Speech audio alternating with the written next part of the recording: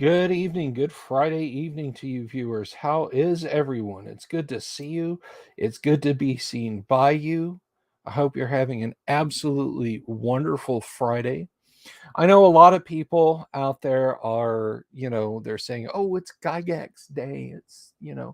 It's March the 4th and let's talk about Gary Gygax." Well, I'm of two minds about this, about Gygax Day. Hello, Michael Connor. Um, Personally, I think celebrating his birthday, if we're going to celebrate anything at all, is better because that's when he came into this world. That's when, and a day of remembrance for the day he died, that I feel almost is that's almost a time of mourning for the family, wouldn't you think? But a lot of people say, "Oh, this is Gygax Day. This is about the founder of the hobby and so on and etc." Um, but I mean that's up to you. That's up to you individually. You do you. Me, got my Hawaiian shirt on. It's Friday, and I'll celebrate Gary a little bit this evening. I'm going to have a nice cold Leinenkugels. Gary introduced me to this particular brew, Leinenkugels. It was local to Wisconsin in the Midwest areas back when I met him for the first time and had some of this myself and a group of worthies in his hotel suite back at the one and only Milwaukee Game Fest. So cheers, Gary. We remember you. So last night, of course, was a great show. We had Michael C. on the show. Michael was here, and we talked about Cold War gaming in the macro and micro scale, and the uh, the book that he's working on, uh, the Cold War Gone Hot, I guess we would call that techno thriller that he's got out there, and it was a lot of fun. And we'll have him back on the show. He said he's got a second book planned about a modern conflict between the U.S. and China, which we all, of course, certainly hope that doesn't happen, that it stays fiction, make World War III fiction again. Um, and I'm sure he'll game out lots of those scenarios to decide how battles unfold. Greetings, Yesmar, Mobius, Lord Corion, Doomsword, Deathmaster, Jack Photon. Greetings to you all, Michael Connor. Good to see you all. Dungeon Minister, good evening to you, sir. So yeah, we had a good time. We had a lot of fun talking last night with Michael. I think there were audio problems between he and I. The internet was being a little screwy, so if you listen to that, you might have to crank the gain way up on that. And I apologize. That's just one of the exigencies of doing internet TV that you can't control. But we'll sort that out between now and his next visit. Technical problems in my Delver's Dungeon live streams? Why, I never. May be more recent than you think. Click here for a free checkup. Damien, hello. Good to see you. But anyway, so yeah, that was last night. Now, next week, we've got a double header because just before last night's stream, my buddy Tracy Lesh was like, "Hey, I haven't been on the show this year." And I was like, "Hey, you haven't been on the show this year." And so we kicked around ideas. So next Thursday, Tracy Lesh will be in the house, and we're going to hang out with him. If you guys haven't seen me do a live stream with Tracy, it's always a lot of fun because Tracy is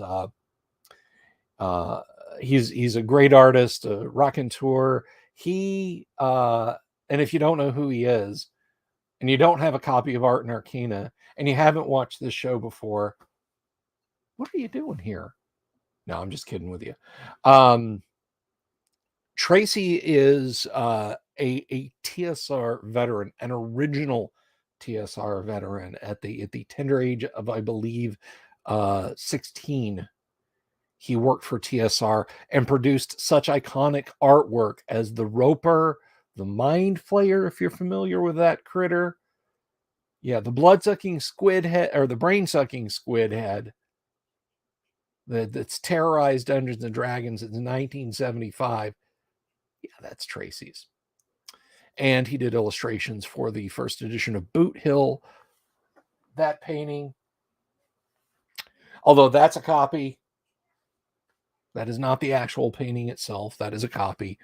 And a lot of other great bits of art for TSR back in the day. So Tracy will be here. We'll talk to him about that a little bit, but about stuff he's done since then and projects that he's got going on. And also, Servant of Shiloh, RPG Elite will be here on Wednesday. We're going to talk to RPG Elite, and that's going to be great. Yes, I believe Tracy's artwork was the Invisible Stalker also. Very clever. So Servant of Shiloh, RPG Elite will be here next week, and we're gonna. Kyle and I have stacks of questions. We're gonna ask him. That's gonna be a lot of fun. Now, because I love to talk in numbers, because that's just who I am and how I roll. I apologize for the clicky on the keyboard there, but I got to see, because I think, ladies and gentlemen, I think we are currently sitting at 971 subs on this channel. 971. What that means is we're 29 subscribers away from 1,000 subs on this channel. And what does that mean? And why does it matter? Well, let me tell you what. If you're new to the channel, if you're just stopping by, if you've never been here before, let me drop some science. When this channel reaches 1,000 subs, this YouTube channel. Now, if you're watching over on Facebook and you've never come over on YouTube, and for whatever reason you don't like YouTube and you're not going to watch on YouTube, I get it. I understand. That's you. That's your thing. But for those of you who have subscribed to the YouTube channel, who watch this on YouTube, whether you watch it live or you watch it later, when we reach 1,000 subs, we're going to celebrate that landmark. We're going to celebrate that landmark in the only way that I know how. And I happen to think it's the best way. We're going to have a gaming convention. That's right. The Great Underground Online Gaming Con. The GWOC. I will announce the date, and I will start getting things set up for the GWOC. And I'm going to run some OD&D, some AD&D, some Gamma World, some Twilight 2000, some Tales from the Loop. Going to do a demo of Hero Quest and Dungeon and Space Hulk. And I've got people wanting to run DCC. Kyle's going to run Traveler and Conflict. Paul Stormberg is going to be here running some stuff. I have so many people keyed up, ready to go for this. And guys, you're the ones who've done it. I can't just shake people down on the street. I don't have business cards. I don't buy billboards. You don't get bumper stickers or t-shirts or hats or placemats. There's no the Delver's Dungeon theme restaurant. You guys are the ones out there spreading the good word. You guys are the ones going out there and telling people, hey, subscribe to this guy's channel. It's really cool. It's classic D&D. I can do that, but I'm one voice. When I came up with this cockamamie idea like 300 or 400 some subs ago,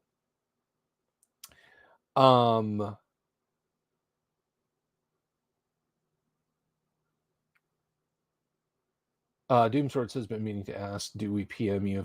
I will get to that, Doomsword. I will set that up. Doomsword asked a good question, but I want to continue on with my rant and bant here. I can only go so many places and say so many times, please come and subscribe to my YouTube channel.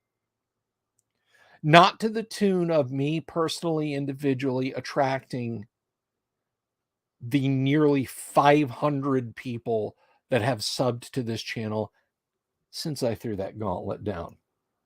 Certainly not just me, not me alone. That's you guys. You're the ones who, when I said, if we reach 1,000 subs, I'll do a gaming con, jumped up, you leaped up, and you marched out on the internet and you said, go subscribe to Bill Sylvie's channel.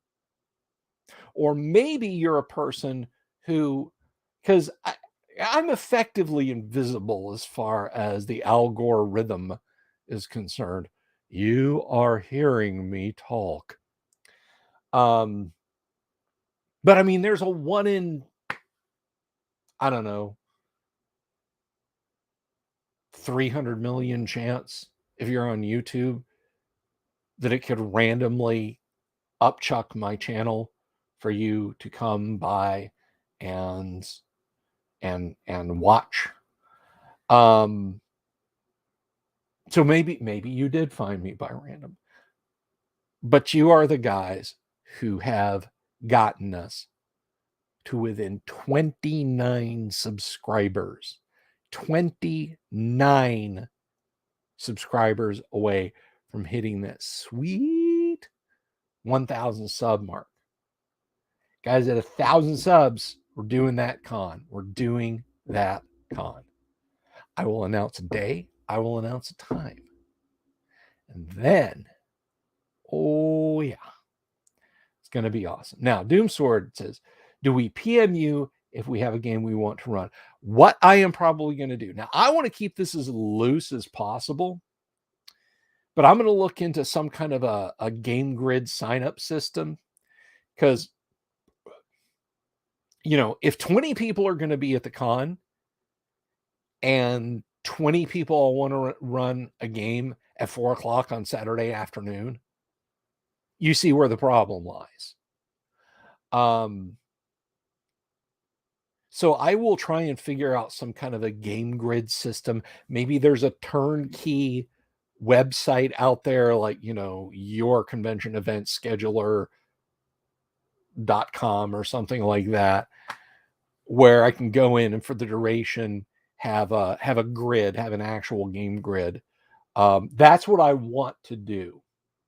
So we'll figure it out together. We'll figure it out. See, that's why I haven't just gone and said, oh, it's gonna happen. 20 solo games online. Yeah. That's why I haven't just said, oh, well, it's gonna happen and here, blah, blah, blah. Primarily because I want to make sure that we've got a system in place that everything is going to work with as few hitches as possible. Because the hardcore small number of people who've been with this show since March of 2020. I mean, you've watched this thing grow from complete ass to slightly less ass to slightly less ass to fiasco to slightly less fiasco to just normal fiasco like it is now from a technical standpoint. And I'd like to spare everybody my completely grabastic methodology of doing things on a game grid, because then it's not just you guys looking at me being a complete gimboid trying to run my show online. It's your fun being impinged on. So I'll have all of that set up in place before I announce. So that is the plan. That's some terminology. I'm a wordsmith, man. I do that. Michael asks, Tracy the kid that snuck in as an illustrator pretending to be his father or something and could dual wield pencils and brush?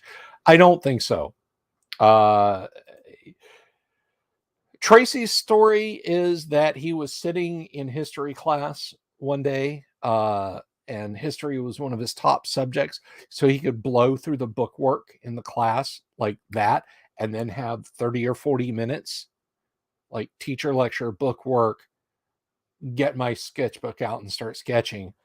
And Heidi Gygax, the lovely Heidi Gygax, sat right behind him in history class and was looking over his shoulder one day and said, "Do you mind if I show your sketchbook to my dad?"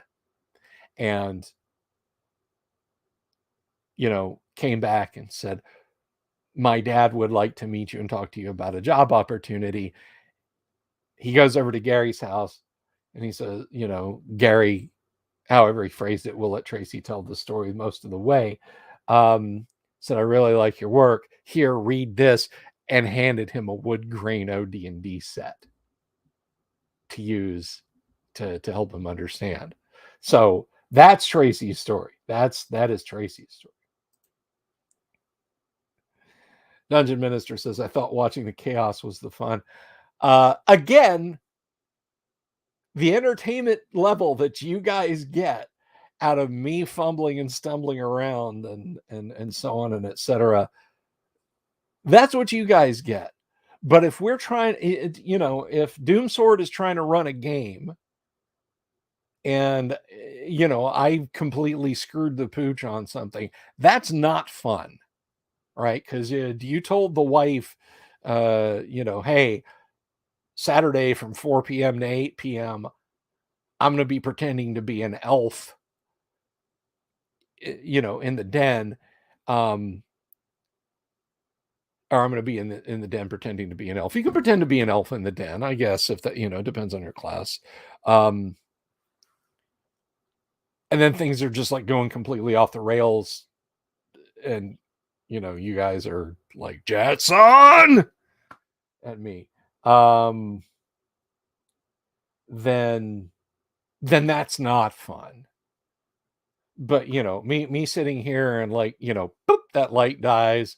I wonder which light it's going to be tonight that dies first. I'm gonna buy the battery pack for those. Don't worry, my Patreons. You've helped me out with that. There are your names if you wanna join the Patreon for as little as $1 a month to literally keep the lights on back here. Now, speaking of keeping the lights on, I would be remiss if I didn't bring this up. Hello, Randy Buckness over on YouTube. Good evening, my friend. Randy Buckness, a good buddy of mine. Speaking of good buddies, I have an absolutely wonderful dog named Zeus. He's a Labrador Retriever. Zeus is the last pet I will ever own. Nothing can replace him. He has an ailment with one of his eyes, and I've talked about this before, and and I don't resent this. It's a shame, but it's like it's actually impeded my ability to take advantage of a couple of opportunities. Um, and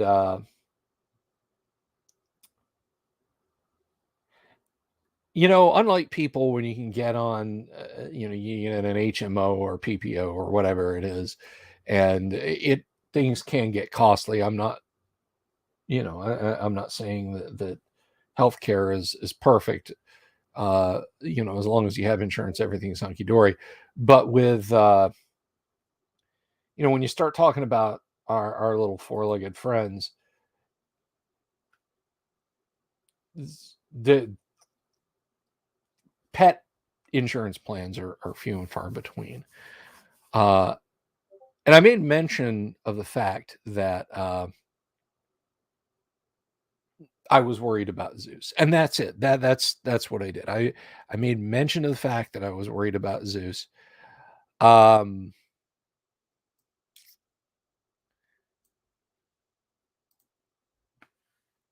and that it was going to hurt.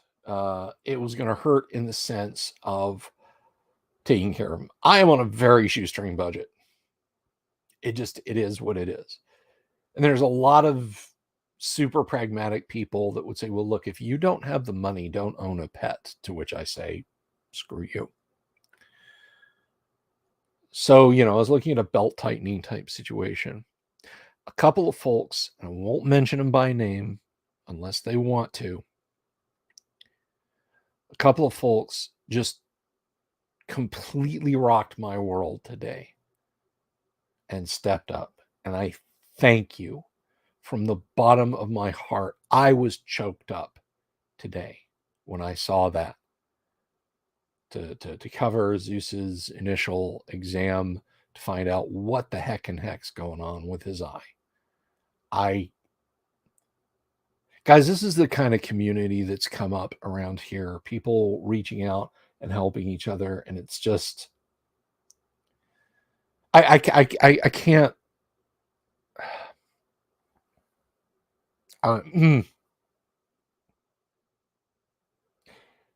wasn't shit. I was just I was just gonna say thank you. From the bottom of my heart, I really appreciate it. You guys know who you are. And really, thank you so much. Thank you. Zeus says thank you too. Thank you. I'll keep you all appraised of how things proceed. Am I smoking? I am not smoking in here. I'm not smoking in here. Chris Kirby, love the Pig, great album. Momentary Lapse is a fine Pink Floyd album. I think it's it is an underrated Pink Floyd album. I think people were so thrilled after a 4-year drought of Pink Floyd albums, because understand, it the final cut seemed like, thank you, Michael. The final cut seemed like such a the final album. I mean, the album ends with a third world war happening. If you're looking at a roughly joined continuous line of Pink Floyd albums that follow a storyline-ish, and I'll tell you what, the final cut and The Wall, which are only separated themselves by 4 years. The Wall was 1979 and the final cut was 1983. Or was it 1982? Anyway, the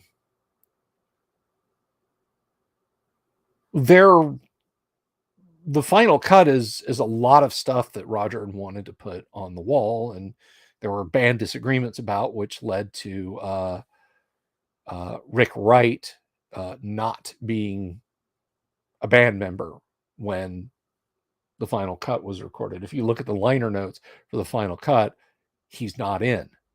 He's a session drummer. He's a paid session drummer. And then, well, everyone thought this is the end of Pink Floyd. And then the final cut came, or A Momentary Lapse of Reason came out, which Roger wasn't associated with. I think Roger Waters' comment on A Momentary Lapse of Reason was, well, it's a very clever forgery. It's very clever. If you don't listen closely to it, it sounds like Pink Floyd. And Dave and Roger did not get along for the longest time. And then there was a very tearful reunion on stage at Live 8 one year. And they've said in the past that they put their personal differences aside. They still don't like each other, and they still know if they tried to make another Pink Floyd album together that it wouldn't work. And then, of course, Nick Mason passed away. Well,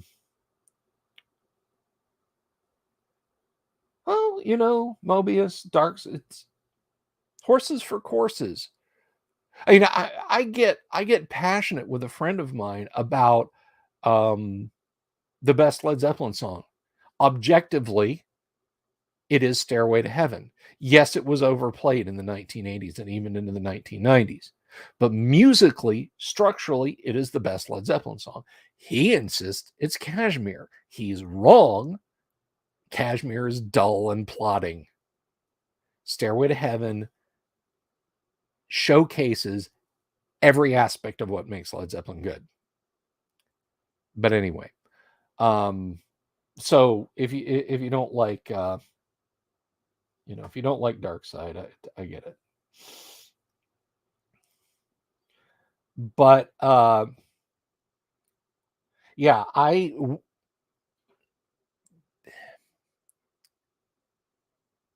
this is the first Pink Floyd album. Momentary Lapse is the first Pink Floyd album I was there for. I had loved Pink Floyd since I first heard Another Brick in the Wall Part 2 at the tender age of 9.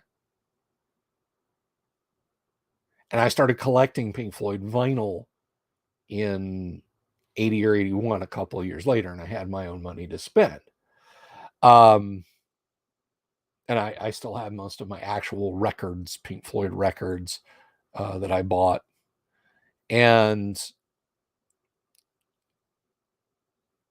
But this was the first one that was released at a time when I could go to the store and buy it. And it was also the first Pink Floyd album that I did not own on vinyl. I have a CD copy of it, and probably somewhere I still have the first cassette copy of it that I bought. But anyhow,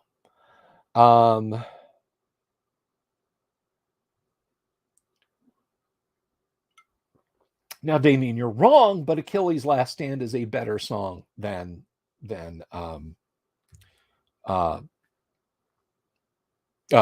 Kashmir.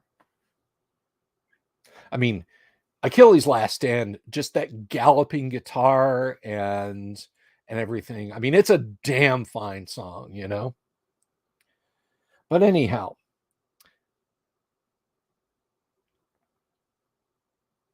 so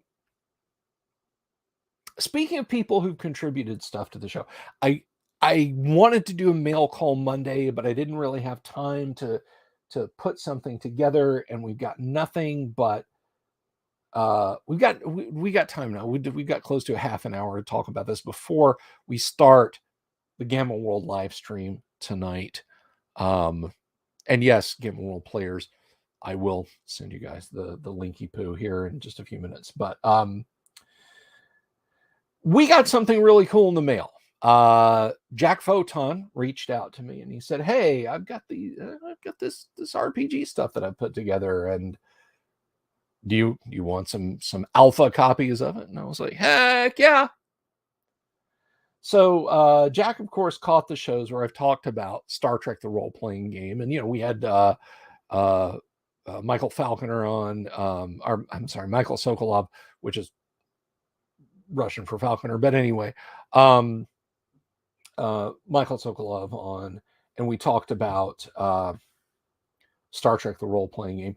Well, as it turns out,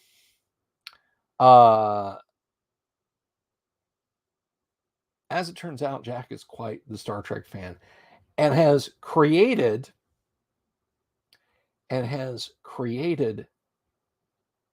some really great fan. Now, most of the time when people say I created a fan publication for a role-playing game I like, they mean they knocked together some stuff in Word and maybe printed to PDF, which is fine. I'm not slagging anything. That it's an awesome thing when people self-publish like that. But Jack took it a step further. He took it a step further and created what I'm going to show you guys here. Now, this is dedicated. This is like, I consider myself a lover of AD&D.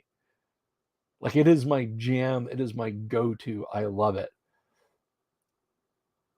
Jack loves Foss's Star Trek the same way, and I'm about to show you guys. Now, let me see. Hopefully, the camera is going to behave itself. And I can just flip over here in desktop view. Let's see.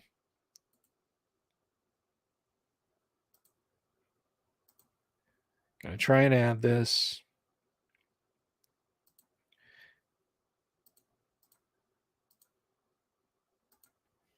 There we go. Okay.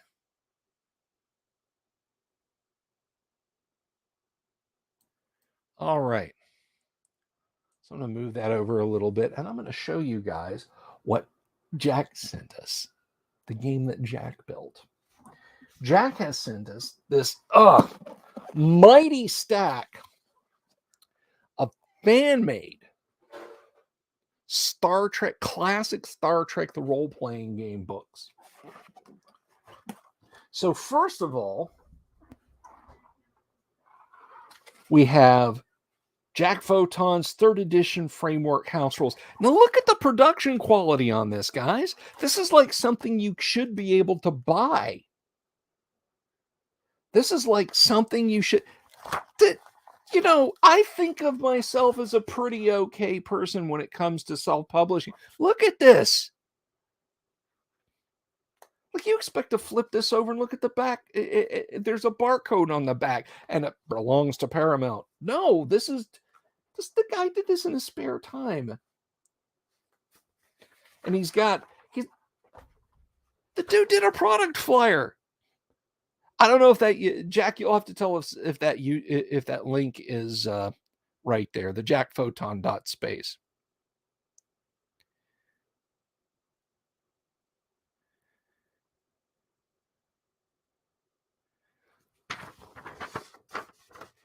It's a hobby. Oh my gosh. Do not fish for higher praise, sir, by humble bragging. This is amazing. There's a back cover blurb. Listen to this. Listen to this. Star Trek the role-playing game, a FASA fan edit for a 3rd edition framework. Book 1, Lifeform Readings, a system to define and generate the attributes, abilities, skills, relations, and place in the galaxy for any being of species as an active or retired, enlisted, non-commissioned or commissioned Starfleet officer or citizen of the United Federation of Planets. And of course, to explore strange new worlds, to seek out new life and new civilizations, to boldly go where none are gone afore. Are you dancing? Where were you dancing around copyright trade dress stuff there? But I mean, when I started looking at this, it was jaw on the floor moment. He's got stuff from the cartoon.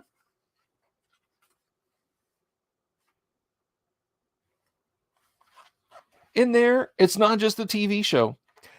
Personally, and all right-thinking people are like this too, they consider the cartoon a continuation of the original series. But these are just amazing. So when the website is when you go to the website, avail yourself of these.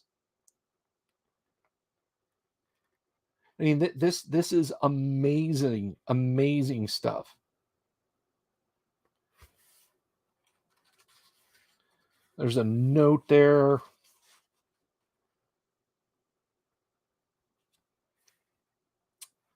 With some little like last minute errata in it, which I'm sure he'll update the final bit. The UFP flag on the inside back cover. Uploads aren't ready yet. A couple more weeks. That's fine, Jack. But I want to build the hype, my friend. So, and you might look at this and you might think, that's pretty awesome. And this is pretty awesome. And I'm so glad we got this here for the show. This will be going on the game shelf to use. Looking at that, you might think, well, Bill, that's real cool. That's pretty awesome. You're right.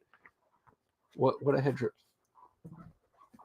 Look at this. Look at this stack of core books.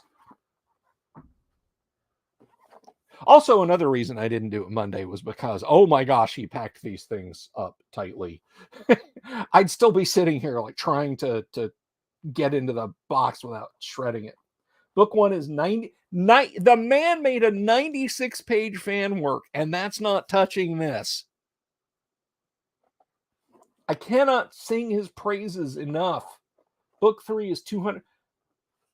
This is more. Guys.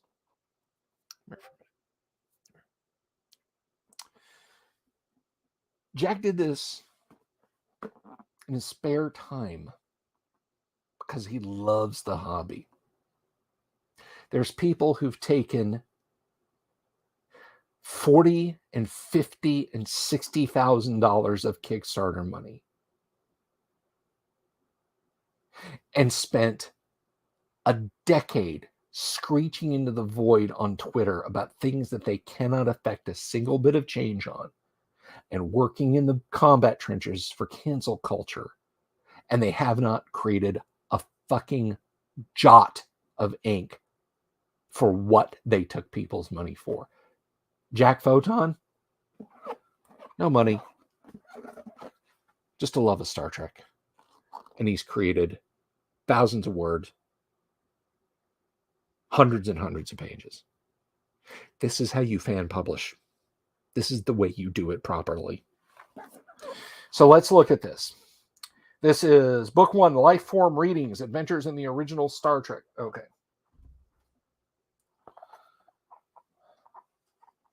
So, I mean, in here we have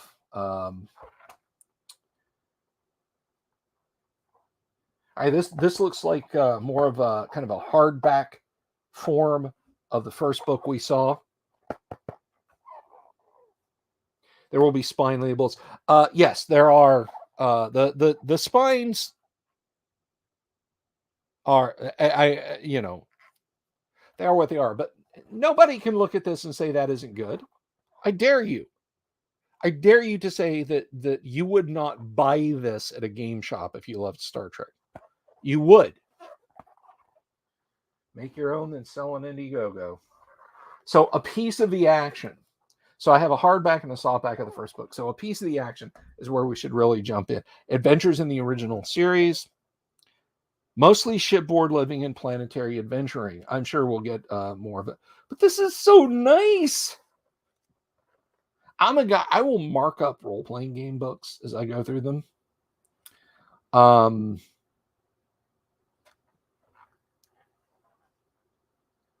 My gosh. We've got psionics. Look. Telosians.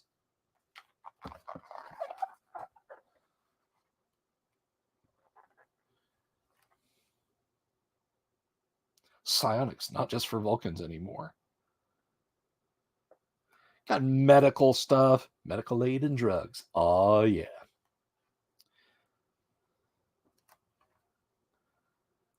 Kirk with a phaser rifle.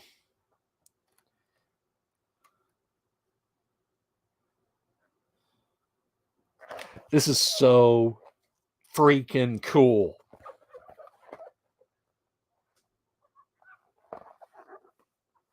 And then we have the third book.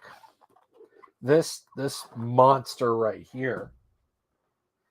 Because let me tell you what, these books would and should set you back like $20-$30 a pop. Unfortunately, we don't have a FOSSA Star Trek anymore. But a guy like Jack making this on his own, man. Appendices. The appendices. 200 plus pages. This is like almost as big as the damn Dungeon Master's Guide. The adversaries.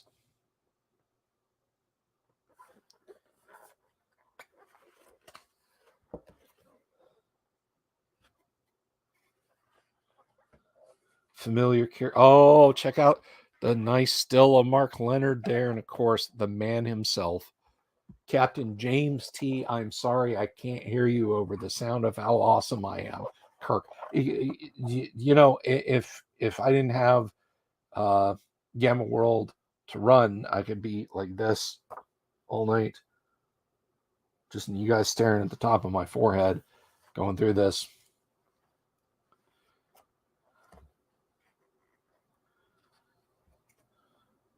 These are just amazing. You got planets. You got information in here on planets, on terrain types, major worlds of the Federation.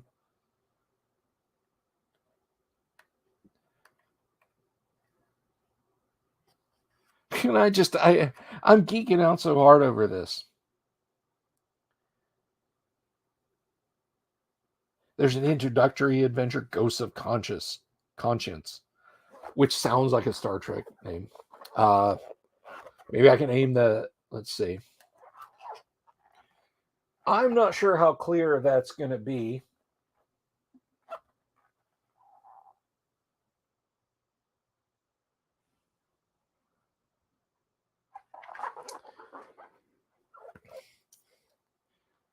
But anyhow, this is wonderful. This is going to be a beloved edition. I was kind of on the fence. I'm going to be completely honest with you. I was on the fence as to whether or not I would run a classic Star Trek game ever again. That's all I need, guys. I got my classic Star Trek box rather, and now I've got Jack's work. Those are awesome. When those become available to get them. Now, someone was asking, well, Jack, you didn't ask me or oblige me, but you know what? You're a fan of the show. You send something in. I don't care if somebody mails me a coaster. You did it because you liked the show and you wanted to have something, coming in, and by God, I was gonna say good. That's not a review. Now I haven't. This isn't. I'm just geeking out over how awesome that is. But guys, that is some amazing stuff right there. When that becomes available, grab it. And somebody up in the streams, who is it? Michael Connor and Doom Sword. You guys are talking about, you should sell this and put this up on drive through or look for the license, guys. The people who have hold of Star Trek are never going to let it go. All right. What Amarillo Design Bureau got a perma license to do back in 1970, whatever, with Starfleet battles, those days are never coming back. All right. Tabletop games are here to stay. And, a little company with 20 employees and, $90,000 a year in operating capital are not going to get like the Ghostbusters license again, or Star Wars, or what have you. It's just not going to happen. Or Marvel.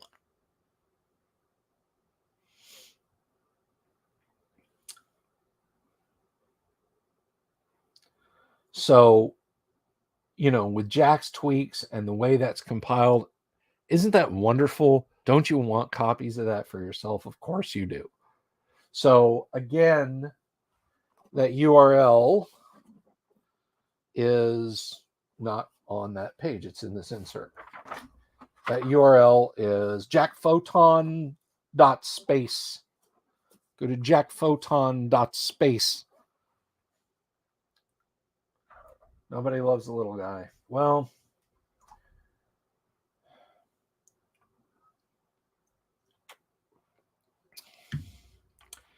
page layout and design is a professional skill. Well, you got the skills, my friend. You definitely have the skills.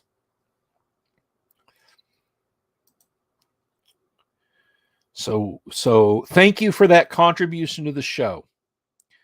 Thank you very much for adding that stuff. It'll be in its rightful place on a shelf when I get my new bookshelves. Well, I mean, it's going on a shelf now. I will find something to evict from the one bookshelf that I have, and it will go onto the new bookshelf. Yeah, it does look better. It does look better than a lot of published for pay stuff, doesn't it? Doesn't it?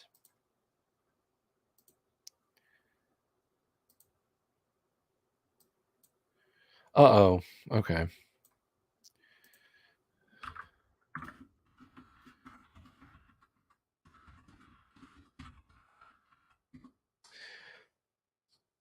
But anyway, anyhow, that was just a little slice of awesome that I wanted to share with you guys. And something else that's awesome that I want to share with you guys. I talked about what people do, contributions that you guys undertake to make this show what it is. And I want to take a minute to thank the people who contribute via Discord, my gosh, the people who contribute via Patreon to help keep the lights on around here. Because I do appreciate it. I appreciate it more than I can ever easily say.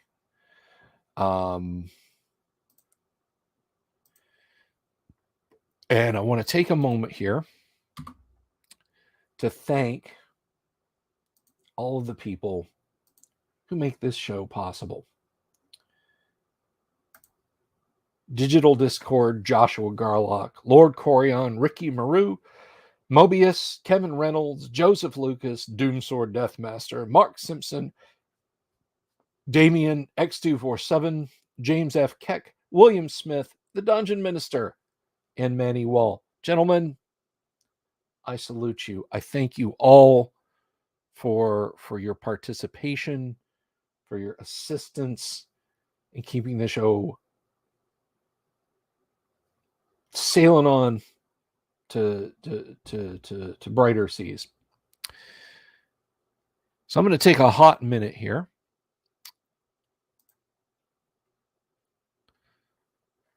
And I'm going to invite some folks into the game room. So those of you what are out there can join us in.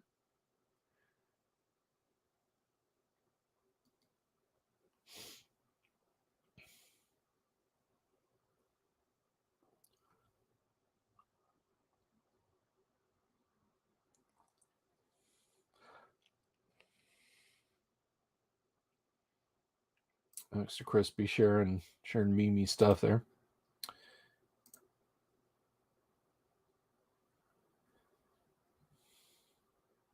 It was a nice surprise for me. I mean, dude, if you had sent me a flash drive with just like, look, here's the PDFs, here's what I could do, or a link. I mean, it's a little hard for me to show off stuff like that. I like having a physical product. But if that's what you sent me and said, do you think this is cool? And it was that cool, I would say, yeah, man, it's really cool. So thank you guys. Thank you guys who sent stuff along. Just want to take a quick look here before we dive in. We've got some folks in the green room waiting to play some Gamma World. We're currently still sitting at 971 subs, but we're going to get there, guys. We're going to get there. All right. Just a couple of days, and we're there before the end of March. You can wrap your thinking machine around that. To think that we're here now, we appreciate it so much. St. Patrick's Day to release. Oh, that's cool. That is cool. Who's Kirk's nemesis that they went to the vacation planet and his doppelganger showed up and beat the crap out of him for most of the episode? Like it wasn't, I think it was inspired by The Quiet Man, which is a great movie that also has to do with Ireland. But anyway, sorry. Itch there. I trimmed my beard and now everything itches. All right. So, folks, that's enough of that folderol. Let me see if I can. There we go. I'm this evening's Gamma World Game Master, and I'm pleased to meet you. So let us welcome our Gamma World protagonists. Gamma World. Good evening, gentlemen. Greetings. Good evening. So we're a little short-handed this evening. It might be a shorter game. We don't want to get too far ahead of the folks who aren't here. Let's They must have see. overslept. Pre-time change crisis. I think that happens in a couple of weeks, right? Depends I don't on know. what Isn't that state all you're automated? in, I guess. It's all automated. I don't even know anymore. I don't know. Didn't some states denounce the whole time change? Because, science, I guess. I don't know. They should.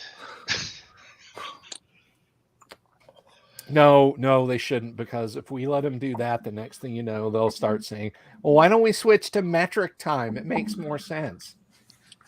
What, pray tell, is metric? I will take my freedom units and my spring forward and fall back every day of the week. Thank you very much. My watch only does leagues. I liked my hectares to a hogshead. Let's see. You just take parsec and you cut it down to tiny pieces. That's how you get metric time. No, It's like metric time micro is an actual parsecs? thing. Metric time is an actual thing. And it's dumb. Don't freedom units for everybody. I mean, I don't know. Metric system for distance and stuff is kind of a little easier. Yeah. Well, anyway. But I'll still take a foot. So, I mean, come on. I would like 0.78 liters of beer. Give me a pint. Well, even in Britain, they use pints. Exactly. Why couldn't they stick with it? But I'm not going to argue that too much more. They don't use quarts, though. Well, hello. So we do have a couple of people. Hello. Greetings. We do have a couple of people who would be here, but due to work and other things, James and Yang will not be here this evening. Yang might be able to hop in later. Hopefully he'll be able to. No excuse. Well, is that many? Oh, did I say something? You're not using your inside voice. Hang on a second. Where? Oh, there it is. Sorry, valued guest. My dice tray was hiding. I had to find it. Mine is literally a dinner Doing plate. the same thing. Everything's a dinner plate, depending on your degree of hygiene. Good point. My character wears a dinner plate carrier. A dinner plate carrier. I like that. Enough dinner plates stacked up as frangible ceramic would stop a bullet. Missile Don't know weapons. that you could carry that many, but all right. So when last we left our intrepid adventurers, they had left the mysterious structure of the ancients, its irradiated rooms, its biological horrors, and all other such things aside. The pure strain human you found, who came out of some strange chamber, and his power armor is strangely silent, as is your little raccoon buddy. They're quiet and contemplative. Now, you yourselves had just encountered a rather strange being. It was, but it was very friendly, and it ate some cloth that you gave it in exchange for some projectiles that probably go in one of the weapons that you found. You stayed overnight. The morning has come. The great handsome beast has eaten his fill of delicious cloth snacks and has flapped off towards the south. What do you wish to do, adventurers? Oh, seekers. I think we have to keep going east. Into the rising sun. So you have your vehicle. We'll have to finish our original mission for the village. Just so. Kind of got sidetracked there. I'm going to consult the Oracle of the Ancients to see if we should continue the mission. Shaky, shaky. Are you okay? Are you consulting the Oracle of the Ancients? All Yes. signs point to yes.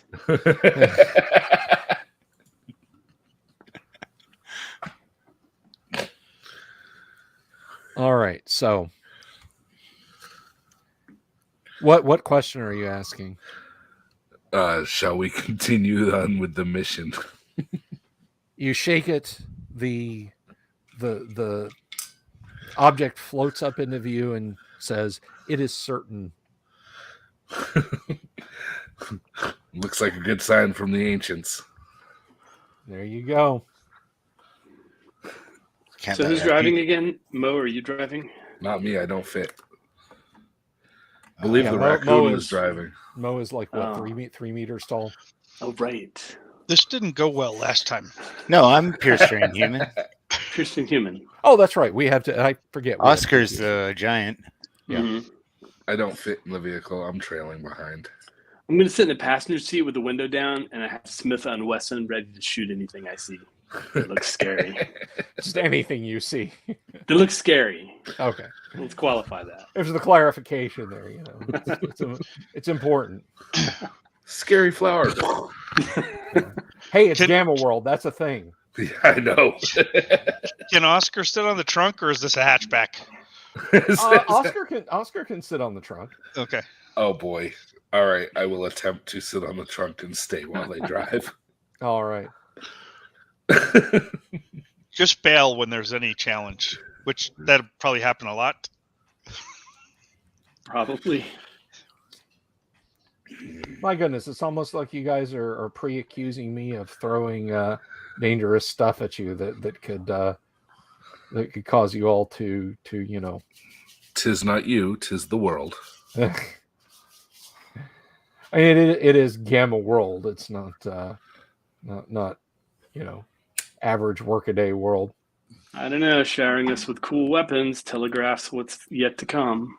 Oh my goodness! Listen, audience. Listen to the respect that I get. This is all the respect that I get. Goodness gracious! We're only like another 5 or 6 creatures away from Clown World to fit in this car.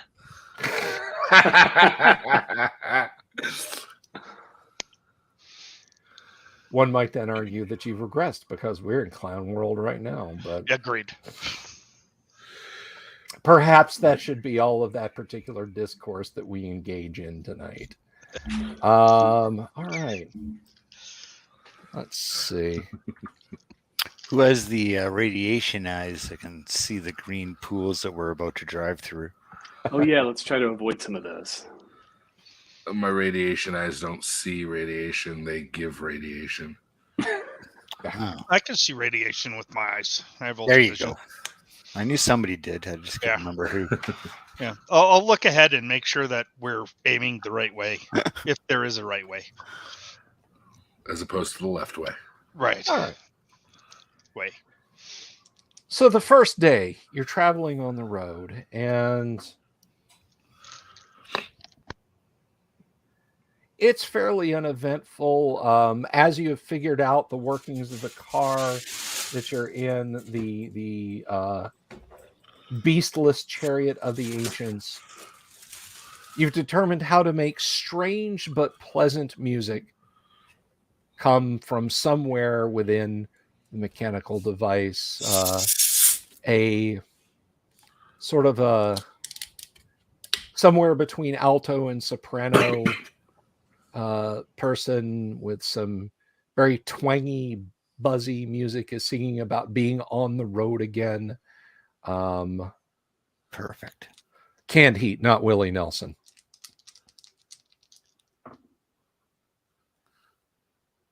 And the next day passes.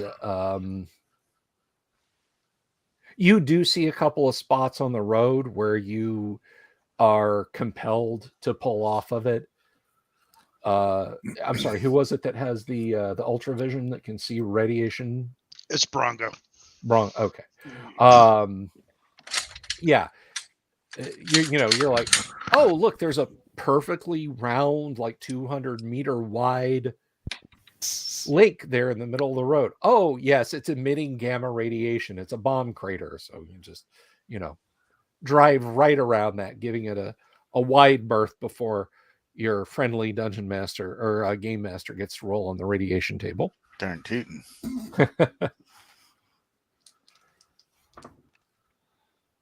All right. You're back on a relatively undamaged point of the road. A few hundred meters in front of you. And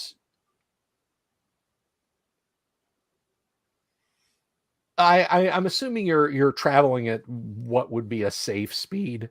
Yeah, Okay. I'm just new to this. I don't think we're going Mach 5 or nothing. Especially seeing as you're hauling a giant on the trunk.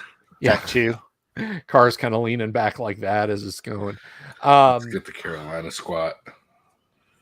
There's a small figure darts out into the road in front of you, perhaps just before it begins to curve gently off to the right towards the southeast, the big road of the ancients.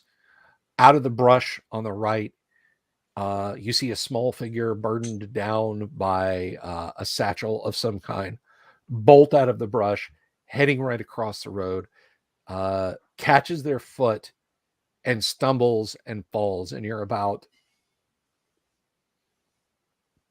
Well, what do you do when you see this? Let me ask you that. So how far ahead of us is it? Maybe... I guess it just depends if I hit the brakes hard or come to a rolling stop. You know what I mean? Right. Uh-oh. We'll say it's about 60 some meters in front of you. And it's going from right to left. Yeah. Okay, so I from pull over to the left side of the pathway and keep going, but keeping an eye on the ditch. Can we see where it's going? Well, whoever it is, you're close enough now. You can make it out. Looks human, but then, I mean, in this day and age, somebody keep an eye on the right-hand side of the road. Make sure nothing's chasing him. I'll keep driving, but okay. Brun's in the passenger seat. He's scanning the right side of the road. All right, so I'll keep an eye on the left, and we'll try to keep an eye where this person's going as we're driving up to that, like at least closer. It's 60 meters ahead. Okay. Oh, I'll watch it and see if it does any mental mutation kind of stuff. Sure. Okay. You do not sense any mental powers coming from it. As you are kind of pulling up parallel to it, you can see now that by all outward appearances, this is a pure strain or near pure strain human girl, adolescent. She has a pack of some kind. Let's see. I'm sorry. Who is it that's driving again? That'd be Mo. Mo. What is your charisma, Mo? It is a 13, I do believe. A 13. Okay. Oh no, 16. Sorry. Oh, 16. Great. Pure strain human. Kind of an ugly one, I guess. Charisma 16. Nah.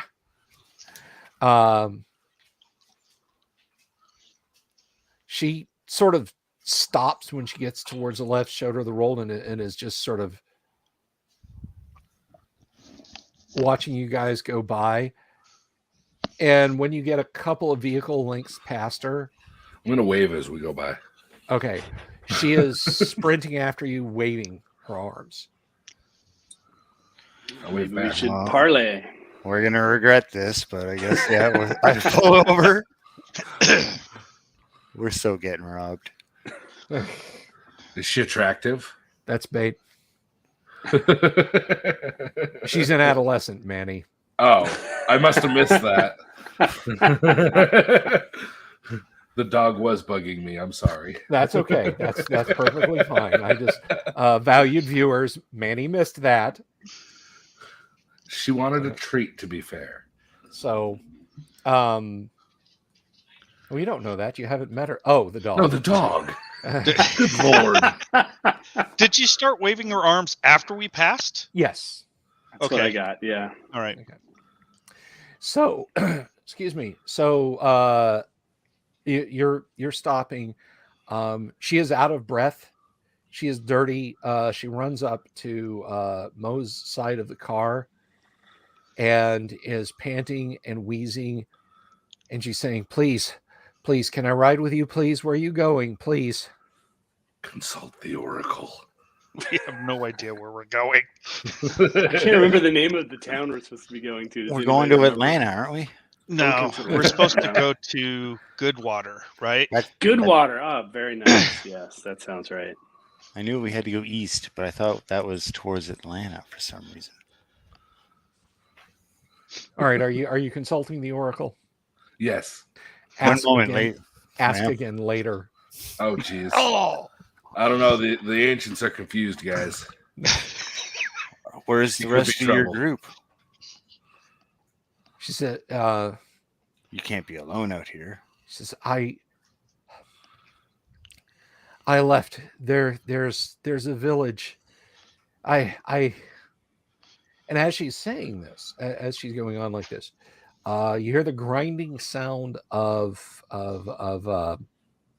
wheels. It sounds like the same sound that your vehicle makes when it moves forward. And coming around the bend from the other direction, you see a large open-topped ground vehicle, similar in function but not in design or appearance. The one that you see coming around is more distressed than the one you're in. Rolls around the corner. It is open-topped, and at the controls you see an Orlan. And Orlan are Yeah, I've never seen one of those. Orlan are 2 meter tall humanoids with Two heads. 2 heads, 4 arms. At least, is it 4 arms or just the 2 heads? I think it's 4. Let's see. This is Aflod Beeble Rocks. Yeah. I think they're not nice, but I don't remember. I've never So- met one. To start going on about walking away and stuff, does he? I got Smith and Wesson out. I'm Okay. gonna shoot that guy if he looks at us funny. Yeah. We ask her if she knows who that is. Friends of yours? She stops. She looks fearful for a second, but then when the vehicle gets closer, yes, 2-headed, 2.5 meter tall humanoid mutants. So it doesn't say that they have 4 arms and 4 legs. So it's just Okay. it's just the 2. Just 2 heads. Occasionally they do have mutations. This one does not appear to.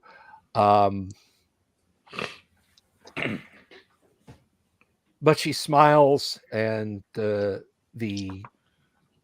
pensiveness and fear seem to just melt away. And she says, "Oh, thank goodness. No, everything's fine now. Everything is just fine."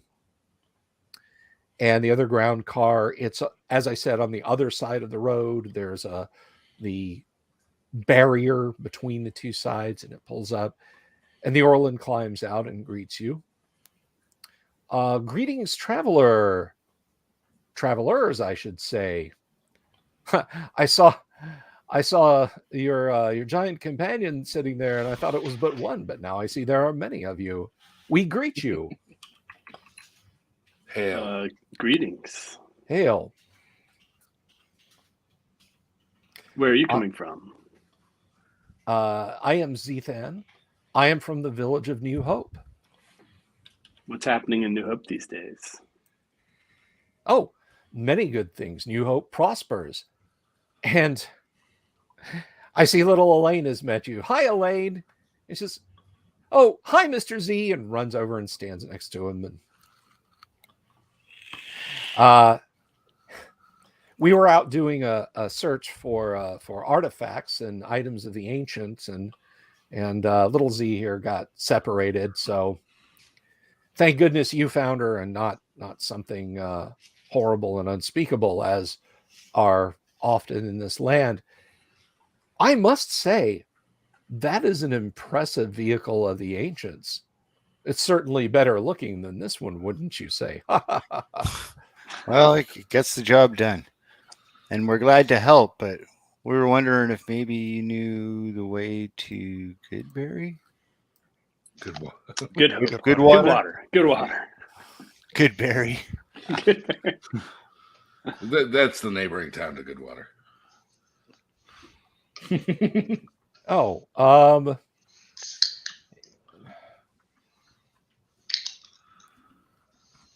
I'm gonna secretly ask the Oracle if we can trust these guys. that's fine.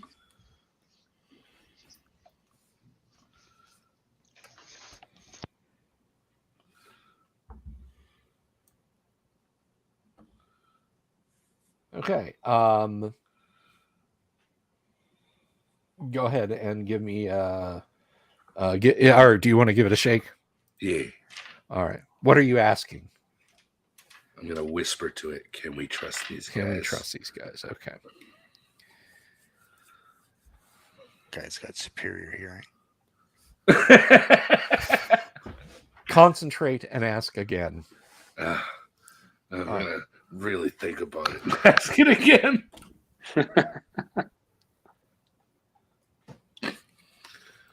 Are you asking it again? Yep. All right. While really concentrating. Well, really concentrating. Without a doubt. Oh, okay. Yeah. Guys, Oracle says they're good. So the Orlin is standing there smiling. The young girl has already climbed into the vehicle, and he says, so don't you want to accompany me to New Hope? And yes, you all do want to accompany him to New Hope. Okay. I don't like this guy. Would We I do. fit better? Of in course his you like vehicle? this guy. Yes, you do. Don't be ridiculous. The fact that I like this guy makes me concerned because I Yeah. don't like anybody. I was just going to say the same thing. No mental save. Damn. Let's see.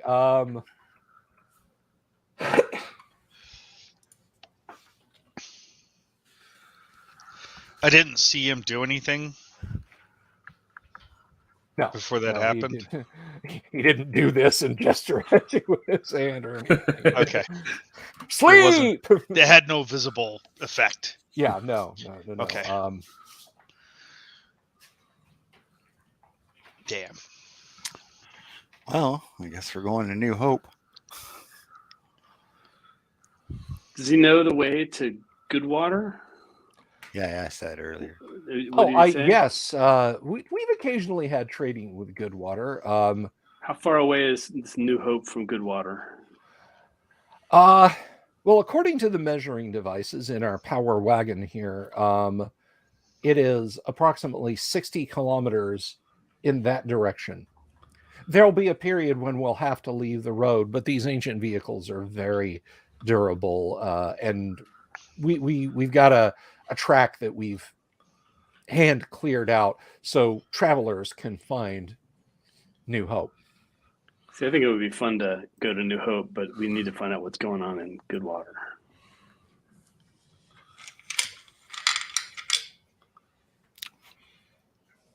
We're on an important mission for our village. We're on a mission from God.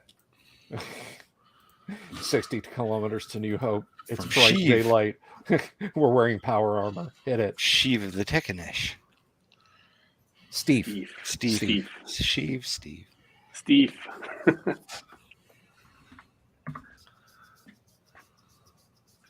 Should we tell this guy rain check? We'll come visit him after we check out what's going on in Goodwater. Do we get a say rain check? Or are we convinced we need to go? I'm pretty sure we were, Did you catch Charm Person? What's going on? I'm pretty sure we were told we like this guy He's my Well, new best friend. Let's see. and we want to go. I like the left head better than So the right head. you know, the left head looks like David Bowie. The right head looks like Mick Jagger. Oh my God, this is the best guy ever. Well, let's do this. Let's do this. I know what his mental strength is. He wants to steal our wheels, dudes. He wants to jack your car.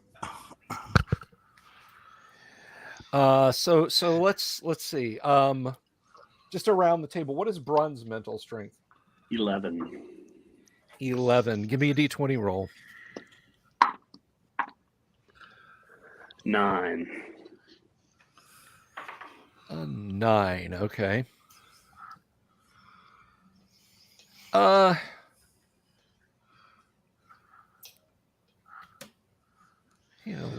You got a 9.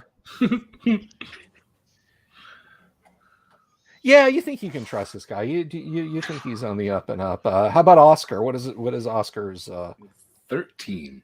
13? Give me a D20 roll.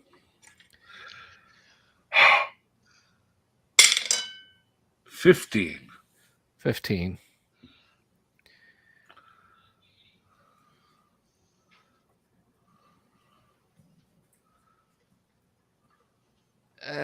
Maybe the Oracle wasn't 100% right.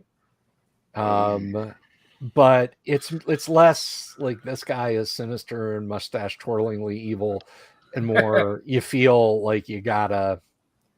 Let's see. How about Mo? What is Mo's mental strength? 17. Oh wow, roll it. Ooh. But I only rolled a 3. This guy is the best dude in the world. Of course you want to go to New Hope. They've got cars. They have cars. He likes your car. He's friends with a little pure-strain human girl. Everything Plus, is it's perfect. called New Hope. What could be wrong with Well, that? exactly. It's not called, It should just be Star Wars. A New Hope was later. Our town is called Episode 4. Right. We live in constant fear of something called the Empire striking back against us. Well, it looks like we're wait going the for a Return ride. of the Jedi. And so Barongo, what is yours? I have a 17. Roll it. Roll a D20. I can't read the die. Which one is it? I got a 19. Woohoo! A 5 and a 9. Just floor it. Yeah. You have absolutely no reason to trust or listen to this individual. I mean, he's not it. You're not. I mean, with Orlin, only they know. Well, anyway. I say we floor it. Yeah. Okay. Well, I mean, I have telekinesis, so can I push the pedal? Yes. Do it. I wish I had thought of that.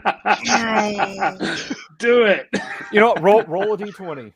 Okay. Oh no. He's gonna fling me off the trunk. 15. Yeah. Manny, give me a dex save. Roll a D20. Oh, good gravy. Because he didn't say he was going to do it. So you just might eat pavement. I got a 4. Oh shit! Oh no, that's well below your dex, right?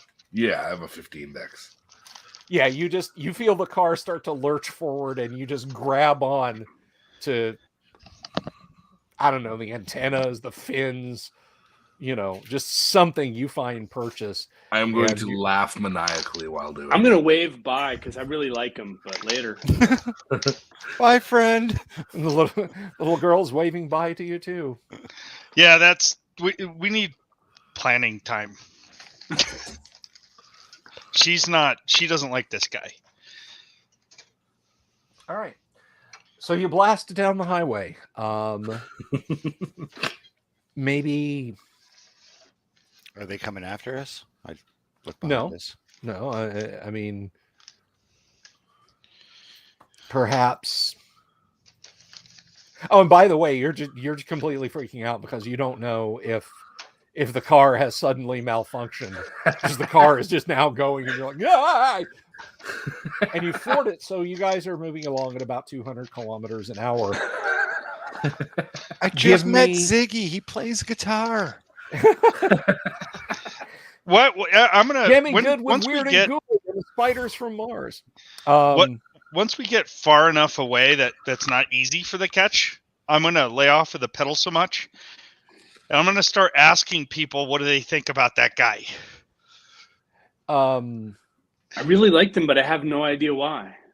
Yeah, you have no strong. Nobody has any strong feelings either way about the Orlan. You didn't think he was particularly sinister. You didn't think he was particularly, So nobody thinks he's a great guy anymore. They just I mean, they're ambivalent, or No, they or- feel the just same kind way of they felt. ambivalent. Just passing memories of he seemed like a pleasant guy. I mean, he wasn't as wasn't as friendly and as outgoing as the Yexel, who just loved you guys to pieces. But the Orlan also didn't, ask to eat a safety belt. So, the Oracle so- liked him. so yes, you're flying down the highway, but for that period of flying down the highway,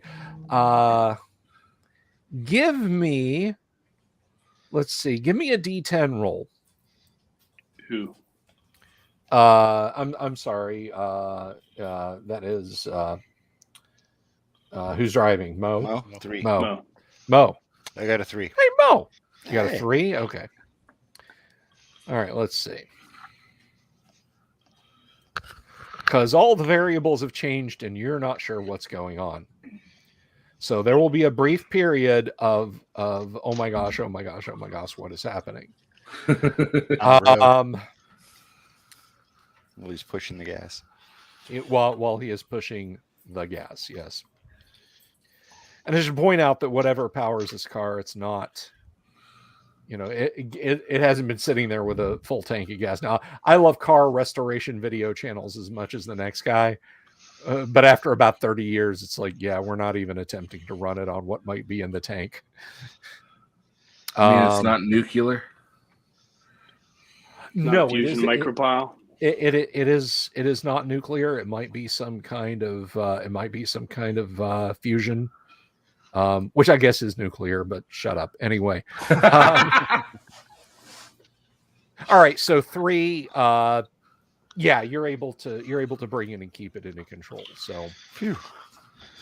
If we start deviating, I'm gonna just let the pedal off. Okay. All right. After maybe 10 kilometers, as you guys are having this discussion, you pass a recently-ish made sign.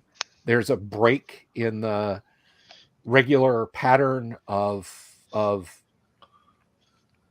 dividers or whatever on the right-hand side that, you're fairly confident if you rammed your car into it, it would keep your car from going off the road. But there is a cut or a break in those and a dirt path wide enough to admit your ground vehicle down there. And there is a sign. It's very neatly painted. It's not like what you see in Fallout where, okay, it's been 200 years. So, but the best we can do is make it look like we just smeared on a piece of metal with our hands. Anybody need a shield? No, it is lettered, and you're going at a good pace, but it says New Hope trading, food, medical accommodations, 35 kilometers. Hey, that said medical. Yeah, but that says New Hope. It's where that other guy's going. Yeah, but trading. He's our friend. Trading medical. Is it TRAD? What kind of trading? TRAIT? Tradering. Like buy and sell, not trader. Well, no, I was thinking maybe I could get some traits there. Oh, huh? You know. Not traits. Okay. Damn. All right. Sorry. We stop or keep going? Are Food. we going? Just So give me a smack. not that I trust that guy one bit, but are we going the direction that guy pointed to, or are we going a different direction? I mean, you're going up the road of the ancients, and there is a rough dirt path that goes in the direction he pointed, which is where the sign that says New Hope this way is. So I leave it up to you guys as to whether or not you're taking the off ramp to the village of the Dam. I mean, the village of the Orland, village of the Orland. I think we should skip it. We should keep going down the road. Stay to on the road, Ancients. yeah. Well, I mean, I think we need to go there Food. eventually. Oh, I agree. I agree. But we should check out Goodwater first. Yeah, if we can need find to- it. Get food for our people, right? Mhm. That's right. They're all dead when we get back. Although medical would be nice. I will say that. Little League of Gentlemen joke there in the chat that I put up. New Hope, you'll never leave.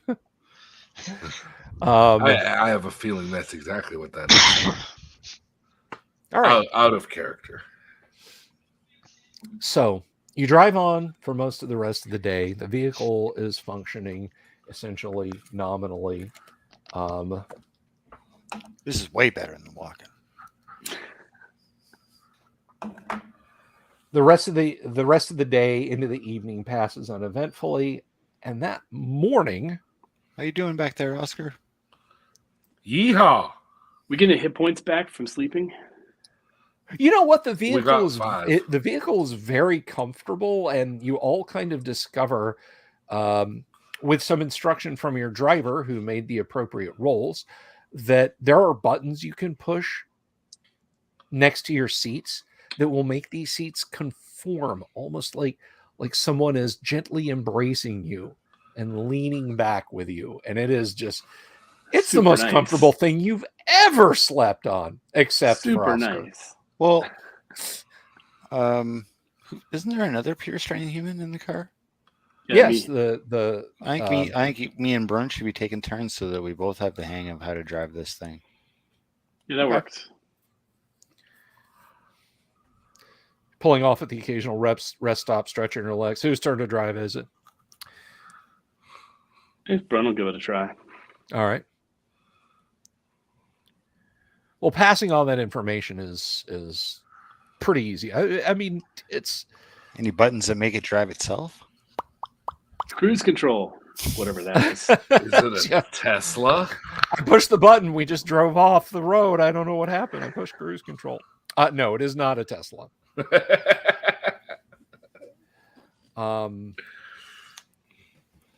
Elon Musk in 2047 attempted to use the first Tesla teleporter, and let's just say the mess put the entire world off of experimenting with teleportation. Nice. Alimony. Do what? I said saved on the alimony. Saved on the alimony, yeah. You didn't think that someone could scream their own eyes out, but there it was on live stream. All right. So the next day, Bum, bum, bum, bum.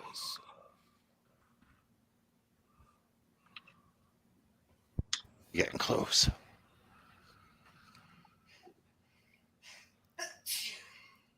Bless you. all right.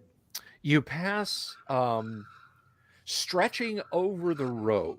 There are these huge sago palm like bushes. You can smell the fragrance of them before you even get there. I feel like they're going to be mutated. It's like the Whomping Willow. But these are as you're driving under these, they begin to glow. It's not good. They're glowing kind of sort of a a vibrant blue color that you've never seen. Like you're like, oh, it's sky blue. No, it's bluer than that. And it's like a blue that's Ooh. making your teeth ache. In fact, it's Ringtop making your blue. everything ache. Can I gun it and get us out of here? You can, but it is still going to do some oh, good Lord. I don't think you have to worry much about it. And I apologize for not having this information. I need to get a spreadsheet with vital stats for you guys, so I don't have to ask you this, so our viewers don't have to hear us talking numbers at each other. But we'll just go down the line. Yes, Mark, give me a roll for Bruns. Let me see. That's a strength 3. You guys are feeling some radiation, like it's getting like very warm. You want a Can I D20 roll? radiate it back? Reflect it. Do you want a D20 roll? Hang on a second. Let me see. I mean, it wants to blast me. I'll blast it. Okay. So what is your constitution? Constitution is 11. Okay, yeah, that that stings a lot. You take 3 points of damage.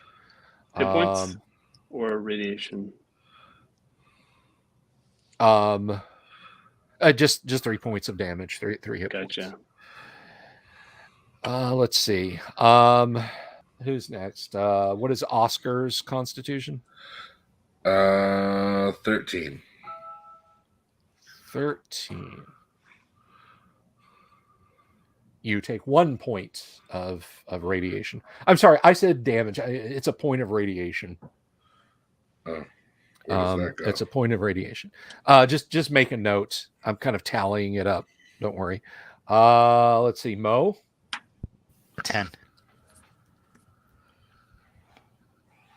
That's 4 points for you.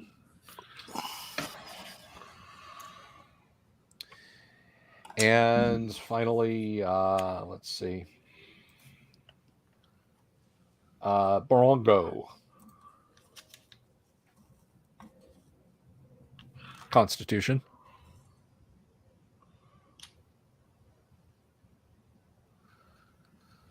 Hello. Oh, I'm muted. Damn. Yeah. I'm at 9. 9. Oof. That is Yeah. 5 points. That is 5 points of intense radiation. Can I blast these trees back with radiated eyes? Do you want to? I'm not sure if that's a smart idea. Okay. I mean, you can. They're over you. It's not like you'd miss. I mean, we are traveling rather fast, are we not? You are. Chances are, no, I'm not going to do it. Okay. I'm scared. Okay. So you come blasting out of the overgrowth of these fronds that are hanging over the road, feeling like you've been exposed to like strong sunlight. There's places where you touch your exposed skin, and it's like you've gotten a sunburn, like a serious sunburn. Note to self: avoid those next time. You can all faintly taste metal. Ooh. We've been sterilized by UVC rays. Yeah. Reminded of that episode of Futurama when Bender uses the gamma ray flashlight on Fry. Ow, my sperm! Let me try it again. Huh? Nothing that time.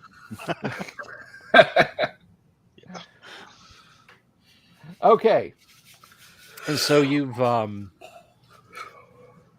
driven through the radiation fronds.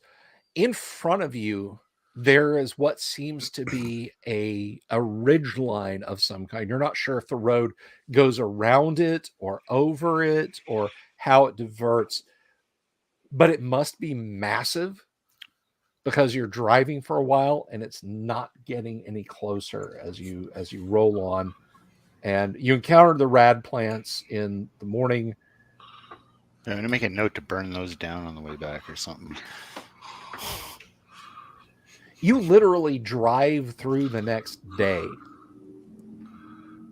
is when these things start to get closer. And that's when you realize that it is a great wall of stone that completely blocks off the road of the ancients. You notice that like there's very little grass or ground cover. Metal fixtures and signs are initially bent away from where you're looking, and the closer you get, the flatter they get, and occasionally you pass by puddles of, you're not sure what they're lumps of until you slow enough. They're lumps of rusted metal that looks like it flowed like water or wax. You getting anything hot off this area, Brongo? I'll take a Brongo, look at the splots and see if they're still hot. the splotches aren't. The ridgeline in front of you very much is. You like, you just kind of, whatever your inner eyelid, your mental sense of the radiation, and you can see it just lapping up off of the pavement, maybe another kilometer down, like ripples of heat. And you can only imagine it gets worse the closer you get. And this is good water. No, this is not good water. Obviously not. No, I'd say it's bad water. Yeah.